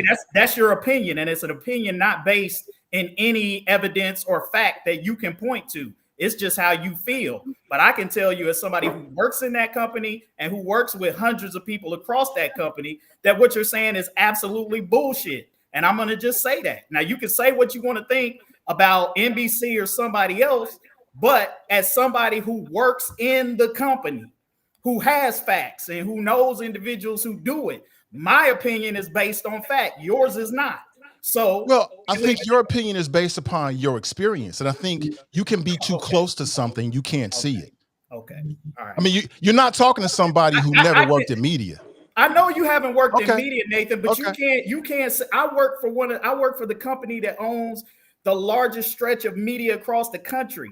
And you're saying that media is punked out and being controlled by Media Trump. is punked out Okay. and being controlled. They are being influenced, in some cases directly, and we can talk about some of the big news outlets out there. I just brought up CBS. Again, you can expect to see that. These are facts. And in other cases, you can just tell by looking at what they talk about and what they don't talk about in the media. And that's mainstream media across the board. Many of them state that, listen, anybody listening, you just go look at your whatever media channel and you tell me, are they confrontational with Trump? Are they deferential? Do they do these false equivalencies? How many Trump stories do they not even touch at all? So that it's my educated experience, observation of looking at the media for 25 plus years and creating media that tells me that. Well, first And I of can all, give you some specific if examples. that's true, Nathan, if that's true, then I'm going to send you, and we can flood your inbox across this country from conservative readers, from people who take our products that would totally tell you that what you're saying is straight garbage, particularly as it pertains to USA Today and some of the other. Man, listen, come on, man. I mean, I'm not gonna get with you on that. Like, I'll agree with you on a lot of things, but this stuff that you're pumping to people is absolutely untrue and quite frankly irresponsible. 100% irresponsible. It is nothing more responsible than telling the truth in a time like this. Well, that's not what you're spitting. Is not. I am a true. That's your you truth. You just don't like it, but it's not the truth. No, because I don't like false information. I don't like putting your opinion about it, but can you prove that it's false? Gaslighting people. That's what I don't like, and that's what you're doing. I never gaslight. I tell uncomfortable truth. Your barbarian gaslight act, which I respect. But it ain't bro. I don't do any act. I just tell uncomfortable truths, and your reaction tells me that you're uncomfortable. You tell uncomfortable. That's because I'm telling the truth. You tell uncomfortable your truths. So let's just say that. Who else am I talking for, Kevin? I'm only talking for myself. Nathan, I got you, bro. You got your truth, and I can't argue with you or talk you off that mountain. But what I can do, and what I'm not going to do, is sit there and let you make your truth the truth or my truth. Because if you didn't push back, it wouldn't be so much fun. But the fact that you're so uncomfortable with my truth tells yes, you are. Uncomfortable, bro. You cursing. Number one, you cursing passionately. Don't mistake my passion for you cursing, bro. You cursing. Hey, it ain't the first time I done cursed on hot. But it's rare. And you usually do that when you get uncomfortable. No, I disagree. He does it all the time. I disagree. You usually do that when you get uncomfortable. And if you didn't push back, it wouldn't be so much fun. But to the audience, don't believe me. Go look at the media and decide for yourself. Don't believe me. That's my opinion. Go look for yourself and you tell me what you think. I agree with that. People, do your research. Go look for yourself. And I guarantee you that more people will agree if they do their research, that they'll come back and they'll see. All they got to do is just look at the news. That's all they got to do. Nathan, here's one thing that I'll say about bias. Okay, people always accuse the media of bias, but one thing that people don't ever consider is the bias that they bring when they consume whatever media it is. Look, we all come to something with a certain. If it don't match up with what we think or what we feel, then it's biased, it's slanted, it's this, it's that. Brother, I've been doing this for 30 years, so I know what the game is, and I know how it goes, and I know you've been in it too, and you got your perspective, and we just not going to see eye to eye on it. And some of those people are right. But I can tell you unequivocally, from my point of view, you're wrong. And and again, say unequivocally that I think you're too close to it, so you can't see it. And so your natural tendency. That's like saying a doctor who's giving medical advice to a patient is too close. It's nothing like that. It's like saying a man that works in the media. Would ever tell somebody who's an expert in their field that they're too close to it to give an opinion. Yeah, but it's nothing like that. It's like me telling you, Kevin Aldridge, you think it's nothing that works in the media. You always think my analogies are nothing like it. So what's It's not about your analogies. We just talking about this right here. It's nothing like any of that. It's like me telling you, Kevin Aldridge, that while I respect and understand it's a valuable perspective, that sometimes you can be so close to something that you automatically start defending it. It's almost like an emotional response. If you And the know fact that anything you about, cursed, if you know anything let me about me, finish. you watch The me. fact I've that been you critical. cursed, I've been the critical fact of that you things. cursed, I've been critical of things that the media does. I don't defend everything that the media but does. yes, you do. I Yes, you haven't do. done All right, that On on this this show. Nathan, program, I have to every remind you single of something. time, You are not his therapist. I am not your therapist, but sometimes That's for I just sure. want when to you're get that close out of to the way. something and you love something, and we've all been guilty of this. Sometimes when you're close It to ain't got something nothing to and do you with love that, bro. It's something about being and you fair. It's spend a about lot of being time fair and on objective. something, It ain't about I defending can't even anything. get it out. Can It's I tell about you being what I fair think and before you objective. tell me what your response is? So sometimes when you're close to something, you really care about something. I think we can all understand this. And somebody criticize it, your automatic response is to defend. And that's what I saw, brother. It was like an emotional response. You I start get that's cursing and what you saw. everything. I get that's what you saw. Yeah, okay. Is it true that our guest from earlier had to change his op-ed because of some non-truths? Kevin? Yeah, that's true. Okay. Well, then Why'd he change it? He Was something untrue, you said? he attributed a comment to Iris that was not accurate. care to Oh, okay. expound? A lot of that happens. It seems like a lot of that happens when it comes to Iris. No? Okay, well, all right. Yeah, But I hate to absolutely. say this, but I actually think we should have Iris on again. I mean, What makes you think we're not? I didn't say we're not. I'm just course, saying I of think we course should we have have her it back on on again. That's all. yeah. Yeah, we had when she came on with Brother Dre, that was hot. That was Hey, good. absolutely. Yeah. Next time is your turn, Phil. Oh, Phil got his turn.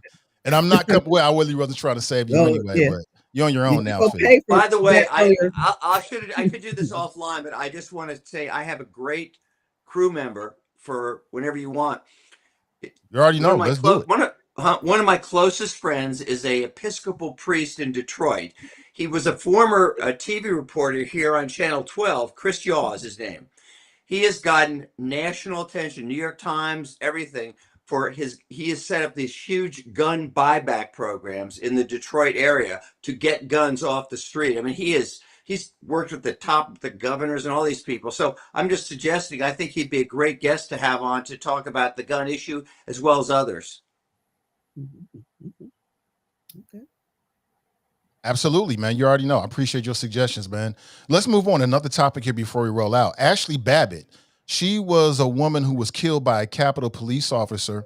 She was a part of the January 6th insurrection, and she is about to receive full military honors via the Trump administration. Some are saying that, hey, this is long overdue, that she's a true patriot and that what she was doing was defending her country and she never should have been, that her death was actually a murder. I've heard people say that. And others are saying that this is a shame and that she was an insurrectionist and that she does not deserve this military honor. What do you think? Don't forget that the Trump administration already gave her $5 million in a settlement, which had it not been Trump, she wouldn't have got anything. Yeah. You think? I think she forfeits all of that when she became an insurrectionist on that day. I mean, with all her military experience, and still thank her for her service in that respect. But she became radicalized at a certain point and should have known better, having been someone who have served this country in such a way. But she became radicalized, and her actions and behavior that day was appalling. You know, there's really no words. It's like the worst thing you can do to your country type stuff. And so it's a bit much. And then the money that was awarded after the fact, it's all because of the Trump administration being able to really reward his secondary army, and basically pardon them and everything else. But they don't deserve that. She doesn't deserve that. And may she rest. Yeah, I agree with TNT. I mean, I think it's any sort of disreputable, unpatriotic act. I mean, if she was actually in service, she would have probably have been dishonorably discharged based on her actions. So I think that for that reason, I would say that you forfeit, those sorts of military honors when you participate in something like that. I agree with what T. Nicole said. I think it's tragic that when you think about it, someone who spends that amount of time in service for the country, perhaps in some dangerous, war zones, and you come back and you get killed, on American soil because you've been radicalized or duped into thinking that, your country is under attack or something untoward is going on. I think that's the tragedy behind it when you think about the irony of that situation. But I agree. I don't think those actions on January 6th merit any kind of military honors or anything. Regardless, that's not to take away from the service that she did, to the country prior to that. You thank her for that, but what she did on January 6th was unconscionable, and indeed all the people who participated in that. Well, do you guys remember there's a Seinfeld where they have what they call Bizarro Jerry, where they have total opposites, in the characters. Well, what we're seeing today in Washington, we're seeing the Bizarro world, because in this world, the prosecutors and the FBI that worked on probably I know it's the largest case they've ever worked on in history, but also I would say incredibly skilled and effective by using those film bites and people who've given them cues and stuff. A magnificent job. They are now the bad guys. The attorneys who worked on that case have lost their jobs. The FBI guys who worked have lost their jobs, and the people who committed the violence, they've been let out, and now they're being honored. This is Bizarro world. That's what this is. Yeah, I feel like it like in almost two parts. Like on a personal level for her family and her friends, I'm sure that it's a relief. It's something that they're going to take with a certain amount of empathy and respect because she was in the military. I get it. On the national level for the rest of the country, it just sends the wrong message. Right is right and wrong is wrong. I mean, if you were a part of an insurrection, then you should be treated like you were part of an insurrection. And it just feels like this is a part of the Trump administration whitewashing or retooling history. And, it just makes me wonder what else is next. Like they're warping reality the way that they want it to be. And the media is complicit in this. Because what should happen is every media channel, this should be a top headline and they should be standing on the truth. But what you'll find is they'll just report the facts and just leave it like that. And I just feel like the media is the fourth pillar. They should be standing up for our democracy and for what is right. And unfortunately, the Trump administration is exerting a lot of pressure. And like I said earlier, I get it. I understand it. But they are putting a lot of pressure on people to the point where, I mean, look at what they did with was it AP? Where if they had reporters that wouldn't refer to the Gulf of Mexico as the Gulf of America, so they took their White House privileges. That is a lot of pressure on news organizations because that's somebody's job. Your job is to go to the White House, and now you lose your clearance. People got to eat. So I understand it. And people should be very, very concerned about the pressure that the administration is putting on our media and then the media's ability to do its job effectively, which is give us the truth. I hate to relitigate the last topic, but that just goes back to even what we're talking about here. Part of the reason why someone like a, Miss Bobbitt can be radicalized, it was from the lies from the Fox News, and they were sued for that. So a lot of the information that they were saying that the election was stolen when it wasn't.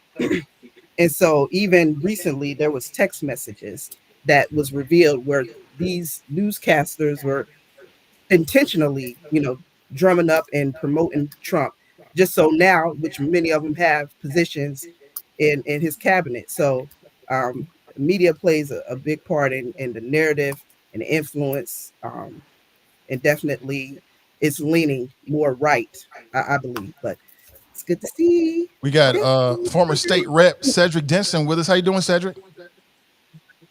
What's Doing going well, on? bro. How are you What's all? on your mind? It got a little heated. I guess hot mic is really the topic. I mean, Me that and mic Kevin do got this real all the hot. I time. was thinking, okay, I don't get to watch all the time. I've never seen Kevin get that I hot. told you he was hot. But no, that's a good thing. No, it's good to be with you. I'm just chiming in. I'm looking at everything, and not to go completely off topic, but I've just been watching since I was given the link and was able to come in, and I was looking at the local election here and just all the climate of everything that's going on with the city council race and just the predictions of all the stuff that's happening with that. And I'll tell you right now, what I'm thinking is that the Democratic ticket might not be the Democratic ticket anymore. I think we got some strong candidates out there that are going to make the difference in the Democratic Party having to not necessarily take for granted that they had 9 members of council that were all Democrats. I think this time around they're going to have to look at things a little bit differently. I really think Lakita Cole being in the race is going to make all the difference in the world. If you really look at the ticket and you look at who's been on the ballot before, Evan Nolan has never been on the ballot. Is it Ryan James or James Ryan? He's never been on the ballot before.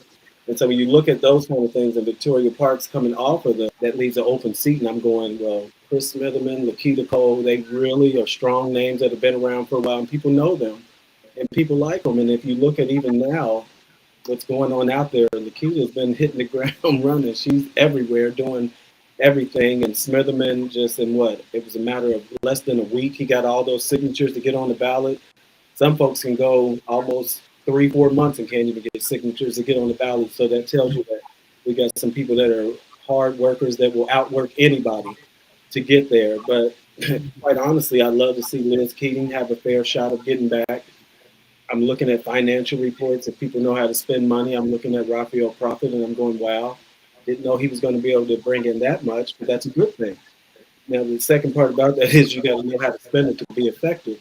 So I'm hoping that he has the opportunity to do that. So I think there's some competitive things going on with the local race that is going to make a huge difference in the Democratic Party just being able to sell that ticket and say everybody that's on there is going to get elected. And quite honestly, I was a Democrat at the State House. I consider myself a Democrat, but I was Cedric before I was a Democrat.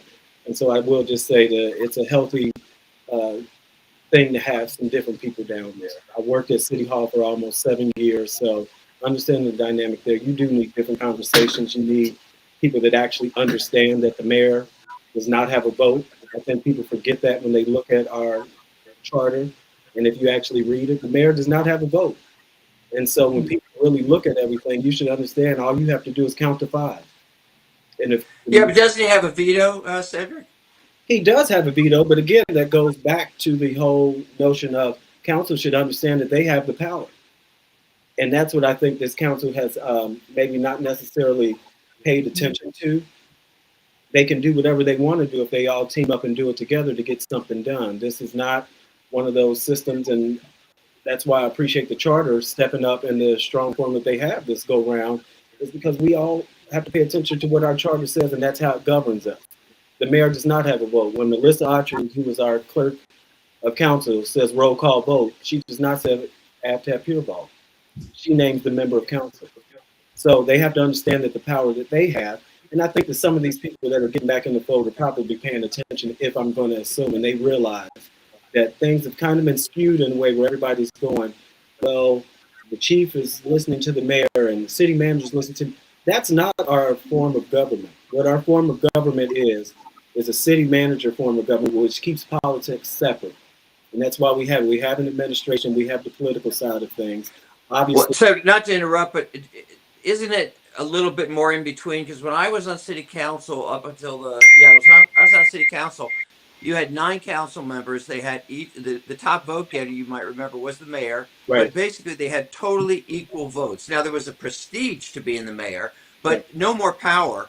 And that was a true city manager form of government. Now I think you'd agree we've sort of moved I don't know if I'd call it as strong a mayor as they have in Chicago or New York, but still a pretty much of a strong mayor arrangement. Wouldn't you agree with that? I would agree. I think, and I'll say, Phil, what I agree to is it's the perception. Because it's still, if you read our charter, the mayor gets to put up who the city manager is, but council still has to, in majority, adopt what that recommendation is. And so no matter what, the buck stops with city council. And so there's a perceived notion that's going on there. And I think that's kind of, even when I think about, as I transition to something else I wanted to weigh in on the brawl that happened, it's like, I always say everybody has to stay in their lane and know what they need to be doing for what they're good at. Council is council. And if there was ever a situation where we needed a mayor, since you don't have a vote as a mayor, you're more so as a figurehead to kind of set the scope of what things look like.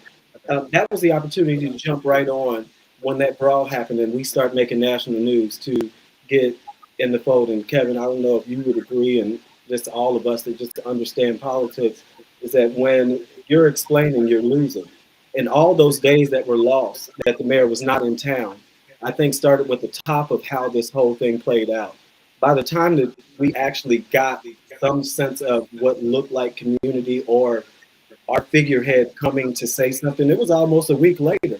And by then we had all these days of media putting the narrative out there, and now you're responding to what media has said, as opposed to you getting ahead of it and then responding to what you were saying.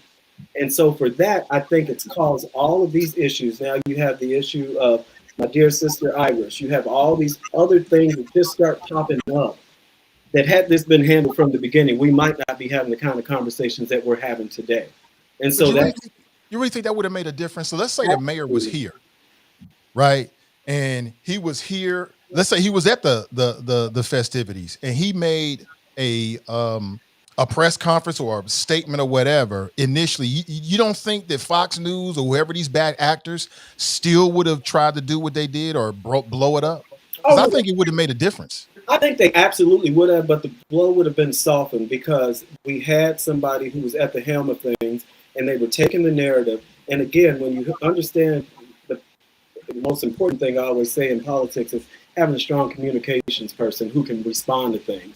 If we would have had that narrative out there, it would have been the community hearing a message from what our leadership looked like.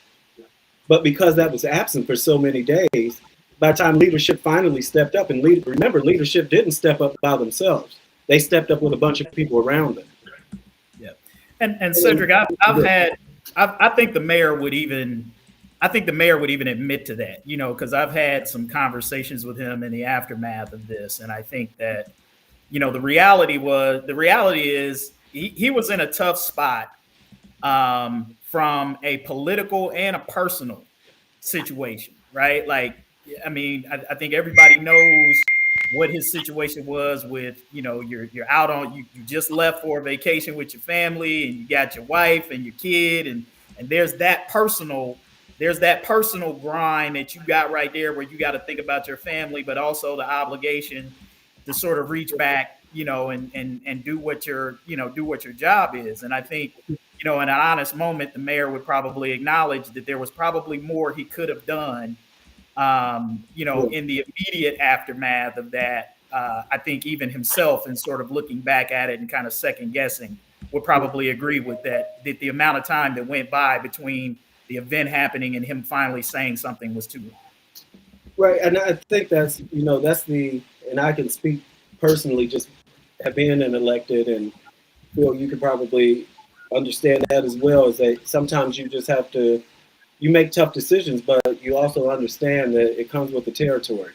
Unfortunately, there are sacrifices that, and that's kind of why you have to sit down and have a tough conversation with your family before you do anything and say, hey, this is what it's going to look like. There may be these times where something's going to happen and I got to dip out and I got to go. But enough about that. I think that even with the mayor's race, it created all of these inlets. And I just hate the fact that me being a Democrat, that we had these opportunities for media and others to put narratives out there that I think we could have controlled better. But before you move on, Cedric, can I just say this? I think, and again, I'm always stirring the pot on the show, I think you and Kevin are wrong. I think you're wrong. In which part? And the part of I can understand AvTab saying that, and that's because that's what good leadership should do in a situation like that. You should internalize it and ask yourself what you should do differently. But him being here or not was not going to change the size and the scope of what happened. That was out of his control. Had he been here, he just would have been a prop in what they planned to do. It was not going to stop anything. They would have found just another path to criticize him. I'll disagree with you, Nathan. I think he already had the target on his back, regardless, like Nathan is saying. And just like it's being said in the chat, and I was thinking the same. What do we have a vice mayor for?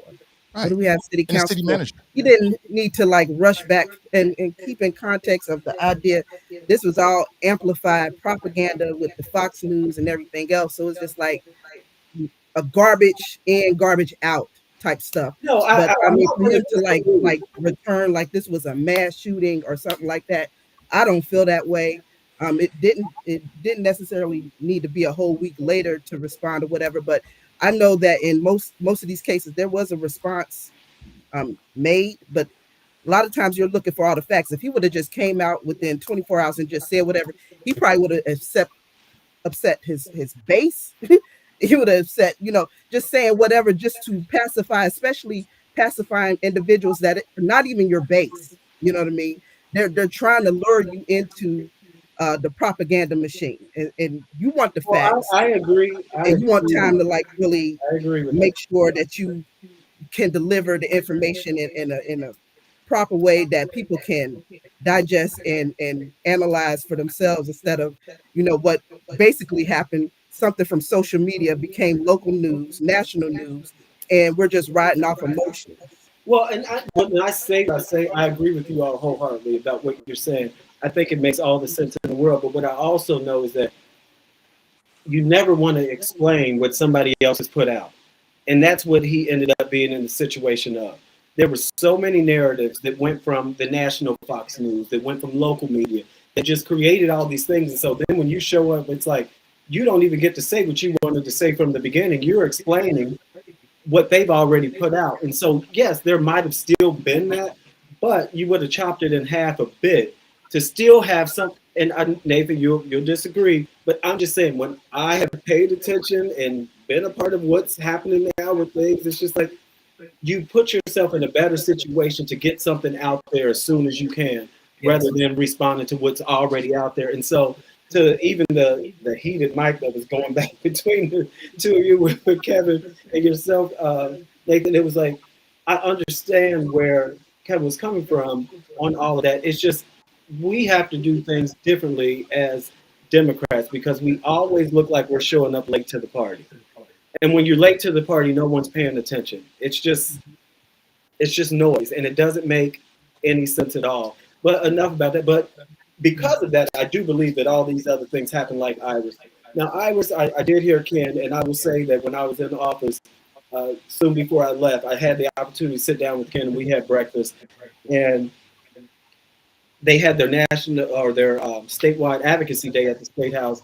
And I didn't know what to expect. I was supposed to be over at the State House, but I ended up having to come back to my office. And my staff was taking the meeting with the FOP during their advocacy day. And he happened to be in the office. I had to go in and get something. And I went in, and I ended up just taking the time of sitting there with them for about 10 or 15 minutes. And we talked. And as a result of that, Kid and I ended up having breakfast down here in Hyde Park about a week or so later. And it wasn't what I expected. I will be honest in saying that. And it's almost like what I've read in the media that has his name on what he's saying, which I think even, Tico, you made the comment, it's like, it's not the same person that you were talking to today. Mm-hmm. And so it almost makes you wonder how much of that is really him, how much is really of the membership of the FOP. I think that there is still a filter in there that I will say we probably will not agree on everything, but I do think that there's more openness to different conversation now. But what you can't do is you can't come against Iris.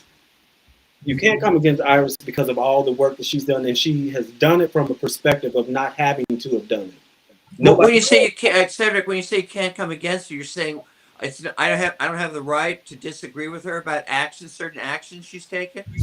No, what I'm saying about that part with Iris is you cannot deny the fact that she entered into this work without anybody begging her to do it.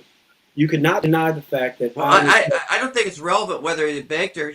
I didn't know she's been on the show a couple times, and I first of all I didn't know she was making $100,000 a year. I thought she's a volunteer. Phil, what difference? You say you killed me with that, Phil. Why do you keep bringing up the money? Well, Why do you keep bringing up the money? Why don't we know how much Ken Culver makes or whoever makes what? Why are you so fixated on what? And to that point, let me say this: I worked at the city. I studied everything because I'm a data person. I want to know everything. The city has hundreds and hundreds, as you all know, of consultants that do a lot of things, and half the time you don't even know who those people are. And what Iris is getting is a drop in the bucket for what it's worth in this day and age of her keeping the work relevant. That was something back, we're going all the way back to 2001 of something that we experienced. And then we're still coming current date to 2025, and we're still going through the same things. But that work she kept relevant to make sure that not only us, but other cities understood what we were doing. So I'm not concerned about the money, Phil. People have made money from the city hand over fist. I think she's made 200 so far this year. I don't know what the deal is. I guess no, not enough. I guess by the end of the year it'll be 400. I don't know. I don't know how you can make 200,000. She has not made $200,000. She has not made $200,000. The point was very clear. And a lot of that money. The problems that she solved in the city, it's worth more. Well, it's invaluable. She didn't make that. He's a problem. It's worth. What do you think, Cedric, about the video where she was interfering in the arrest? Okay, but let's go back to what you were just saying, Phil. You said she made over $200,000. The Inquirer, his newspaper said that. Okay, and okay. We all know what that is. Now, come on. You got the editorial. That's not the gospel. Phil, you know that's not the gospel. In that case, we all need to go. We all need to go pray about that. I will say this: anything that we print comes from public records. So there's a record out there somewhere that was requested. Well, and that's what I'm saying. So let's make the clarification. It will look like that on what was paid, but take the step further to understand, and these are the narratives that sometimes can be driven by media. That money was given to folks that were doing things down on the square, and those guys that are down there doing that work every day that even Ken just said on this show just a little bit ago, that respect has been there from those officers saying that she's leading that work. So okay, why did 5,000 sign the petition to fire her if she's popular with the police? Because they wanted to know where in the hell those people even live. Half of them don't live in the city and probably don't give a damn. We're not talking about where they live. You're talking about that she does good work. Where they live. And you're saying the police like her work. What's the population of Cincinnati, Phil? The city or the whole region? The city. What's the population of the city? I'm thinking 400,000, but I haven't checked in a while. It's a little over 350,000. That's what it was, at least last time I checked. I think it's closer to 400. But the point is that the work that Iris is doing, that's a drop in the bucket. And quite honestly, because she's been doing the work for so long, she should have been paid to do something a long time ago. So I see it as back pay, okay? Because she's what about her interfering in that arrest? What's your thought about that? Did you see the film? I saw the film, and here's what I will say about that. I think that I can't speak for Iris, but what Iris knows is that there have been a lot of things that have happened in her interactions with cops over her time of doing this work that she was doing. What she was doing was what she's always doing, and that's being protective of our community. Now, right, wrong, or indifferent for where you want to put the law is going to be on how. I don't think interfering with an arrest, she should have been arrested for herself. I don't think that's doing anything for the community. Okay, that's fine that you think that, but let me finish my thought of what you asked. I think what she was guilty of is doing what she's always done, and that's making sure that the interaction with somebody in our community went well. Now, whether it looked like that went well or not, or you like the way it went down, the reality is that Iris was doing what she's always been guilty of doing. I hope she hasn't always been interfering with the rest for the last 10 years. I hope. Well, I think that we're doing an overstretch on all of that, but the point is that culturally, you understand, Phil, you've been around and you know how we are and the things that we went through just as Black people and as Black people in this city. The point is that we've had somebody who's unapologetically stood up for us consistently and not went away from it. And so what you saw was a real interaction of this is how we have to make sure that our folks are protected, because a lot of times in our community, We just don't know the things and the rights that we. I didn't see anybody being Yeah. abused by the police when she here's jumped the in Are there. you okay with the death threats that was levied on her and her family? Are you okay with the death? Like something crazy was going on? No, nothing was irate or anything was going on.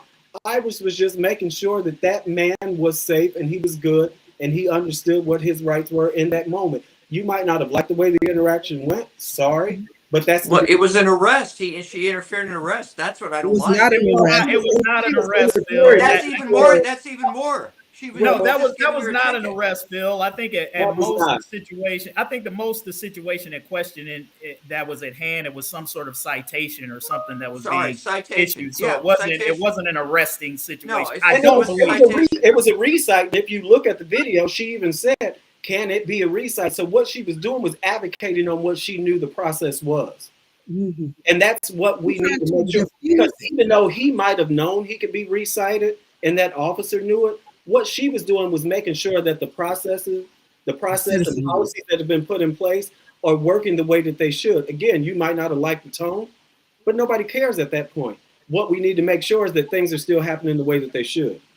And let's remember too, when we had Jack Greiner on this program, Phil, he even said that had he been there as that guy's attorney, he might not have done anything any differently than Iris would have done. That he might. She wasn't the attorney. His attorney. Well, though. but she may not have been his attorney, but acting in her role, in the role that she is in, she's taking on that position. Actually, even if he was her the person interfering was the attorney, they still can't do it. It's illegal. Attorney can absolutely they can. No, you can't interfere with a citation. Think about you can't do that. community. It's like if you don't know your rights, you don't have them.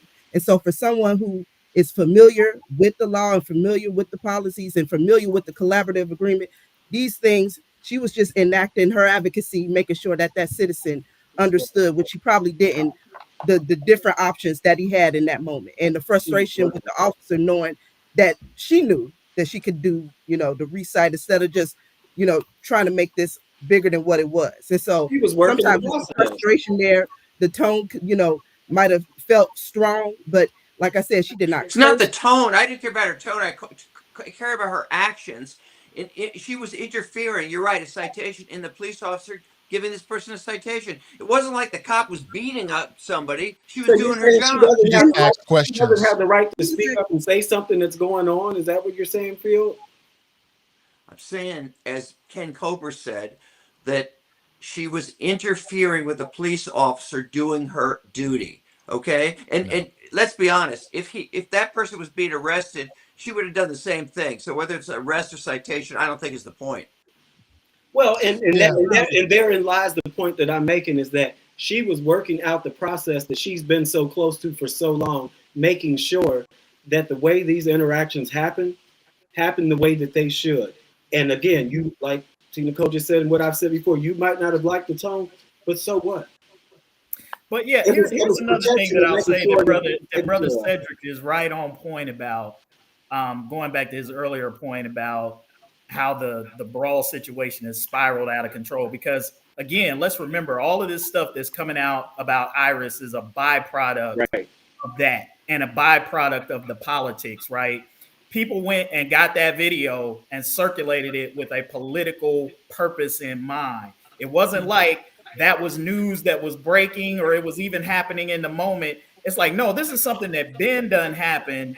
And now that the political headwinds are available, you unleash it and you put it out there for public consumption to include in all of the other mess that's going on, right? It would be different. Like if that was something that happened that day or that night, and it was the media was on it or it was reported. No, this is something that, again, that was released for political purposes.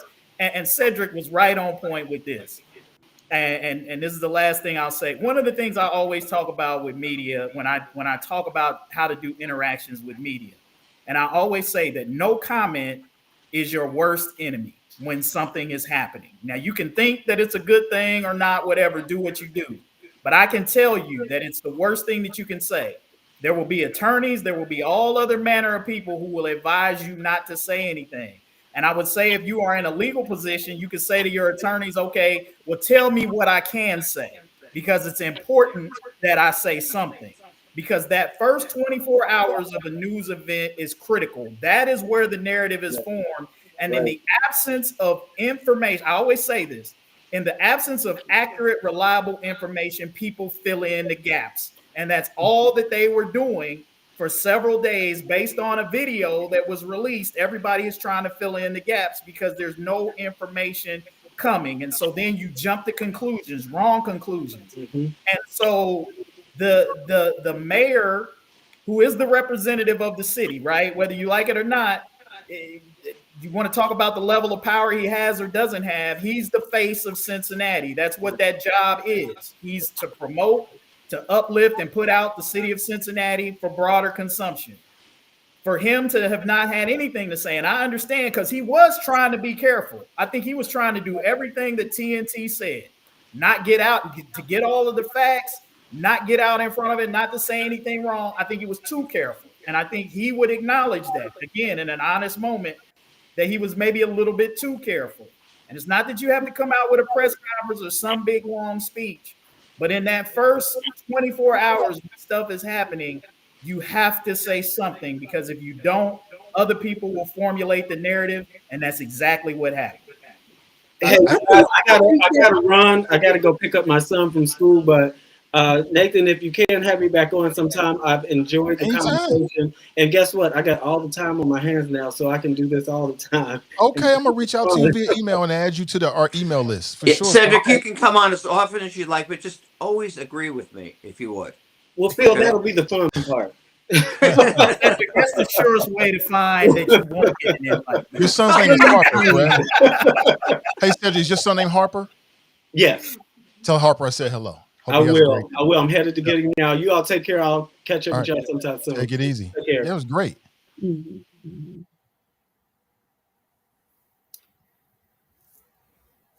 hear you. Nathan, I can't hear you. I don't know. Can't hear you, Nathan. Oh, sorry about that. Yes. So that's Cedric Denson. I'll hold him to his word and put him on the email list and see if we can bring him back on. He's got all this experience as a state senator, so he can bring that to the conversation. So that it'll just make the show, it just gives the show just another dynamic. So I appreciate him coming on. But with AvTab, he was damned if he do, damned if he don't. If he had ran back the first day and made a statement, they still would have came after him. But I understand what he's saying about maybe I should have made a statement earlier, but it really would have made no difference. From his perspective, he had no idea that this was going to become what it was going to become. There are shootings and fights that happen every day in Cincinnati, and he doesn't have to hold a press conference for that. So it's a whole lot of hindsight is 20/20, right? Like looking at the end, yeah, we can see that. But in the moment, nobody knew this was going to become what it became. And then let me talk about Iris, because the one thing I think is getting buried in this whole story is everybody wants to talk about whether she was interfering, and which of course she was interceding. And here's a question I love to see. I thought interceding is when you pray for someone. Is that the right word there? Yeah, that's the right word. Yeah, and as the consultant that she is, but I think that my question is, how did this body cam get out so quickly? That's my question. Well, again, it's like I said, the brawl has become sort of like this catch-all thing for where you can make political hay. All right. Look, let's not forget, just like we talked about, this thing has been racialized, it's been politicized as well. And the racial elements are a part of that. We can't help but default back to sort of our baser instincts, our more tribal parts of who we are, and the politics and the race, channel that. And so there's no question that those who have had Iris in their crosshairs for some time saw an opening. And when you see an opening, just like a boxer, when you see an opening, you slip that jab, you throw that uppercut in there, you go for the knockout when you see an opening. And that's what happens in politics. And Nathan, that's why I kind of disagree with you about the mayor's comment, and it wouldn't have made a difference. When you're a politician, I hate to say this, but this is the truth of the matter. When you are a politician, you always have to be thinking politically. Now, that doesn't mean that you are not thinking about the best interest of your constituents, and that doesn't mean that your heart's not in the right place. But you got to recognize that this is a battle, and your enemies are always looking to take you out. They're looking for an opening. They're looking for a weak spot. So you have to be ready to defend yourself against those weak spots. It's the nature of politics, right? People might think like, well, that's untoward. I want people to be real. Yeah, come on, there ain't a real politician out there, because they all have to think politically if they care about keeping their job. If you don't care about getting reelected or keeping your job, then fine. You ain't got to think politically. But if you're trying to stay in office, you have to, because your enemies are thinking politically.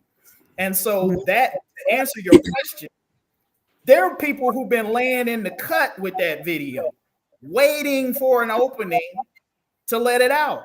And this was such an opening, right? Crime is out of control. The city is we're not getting police officers. And why is that? Because of the Democrats and Iris Rowley, the puppeteer behind the scenes, manipulating things. It ain't George Soros, it's Iris Rowley. She's the mastermind, manipulating things from behind the scenes, right? Like, that's all political.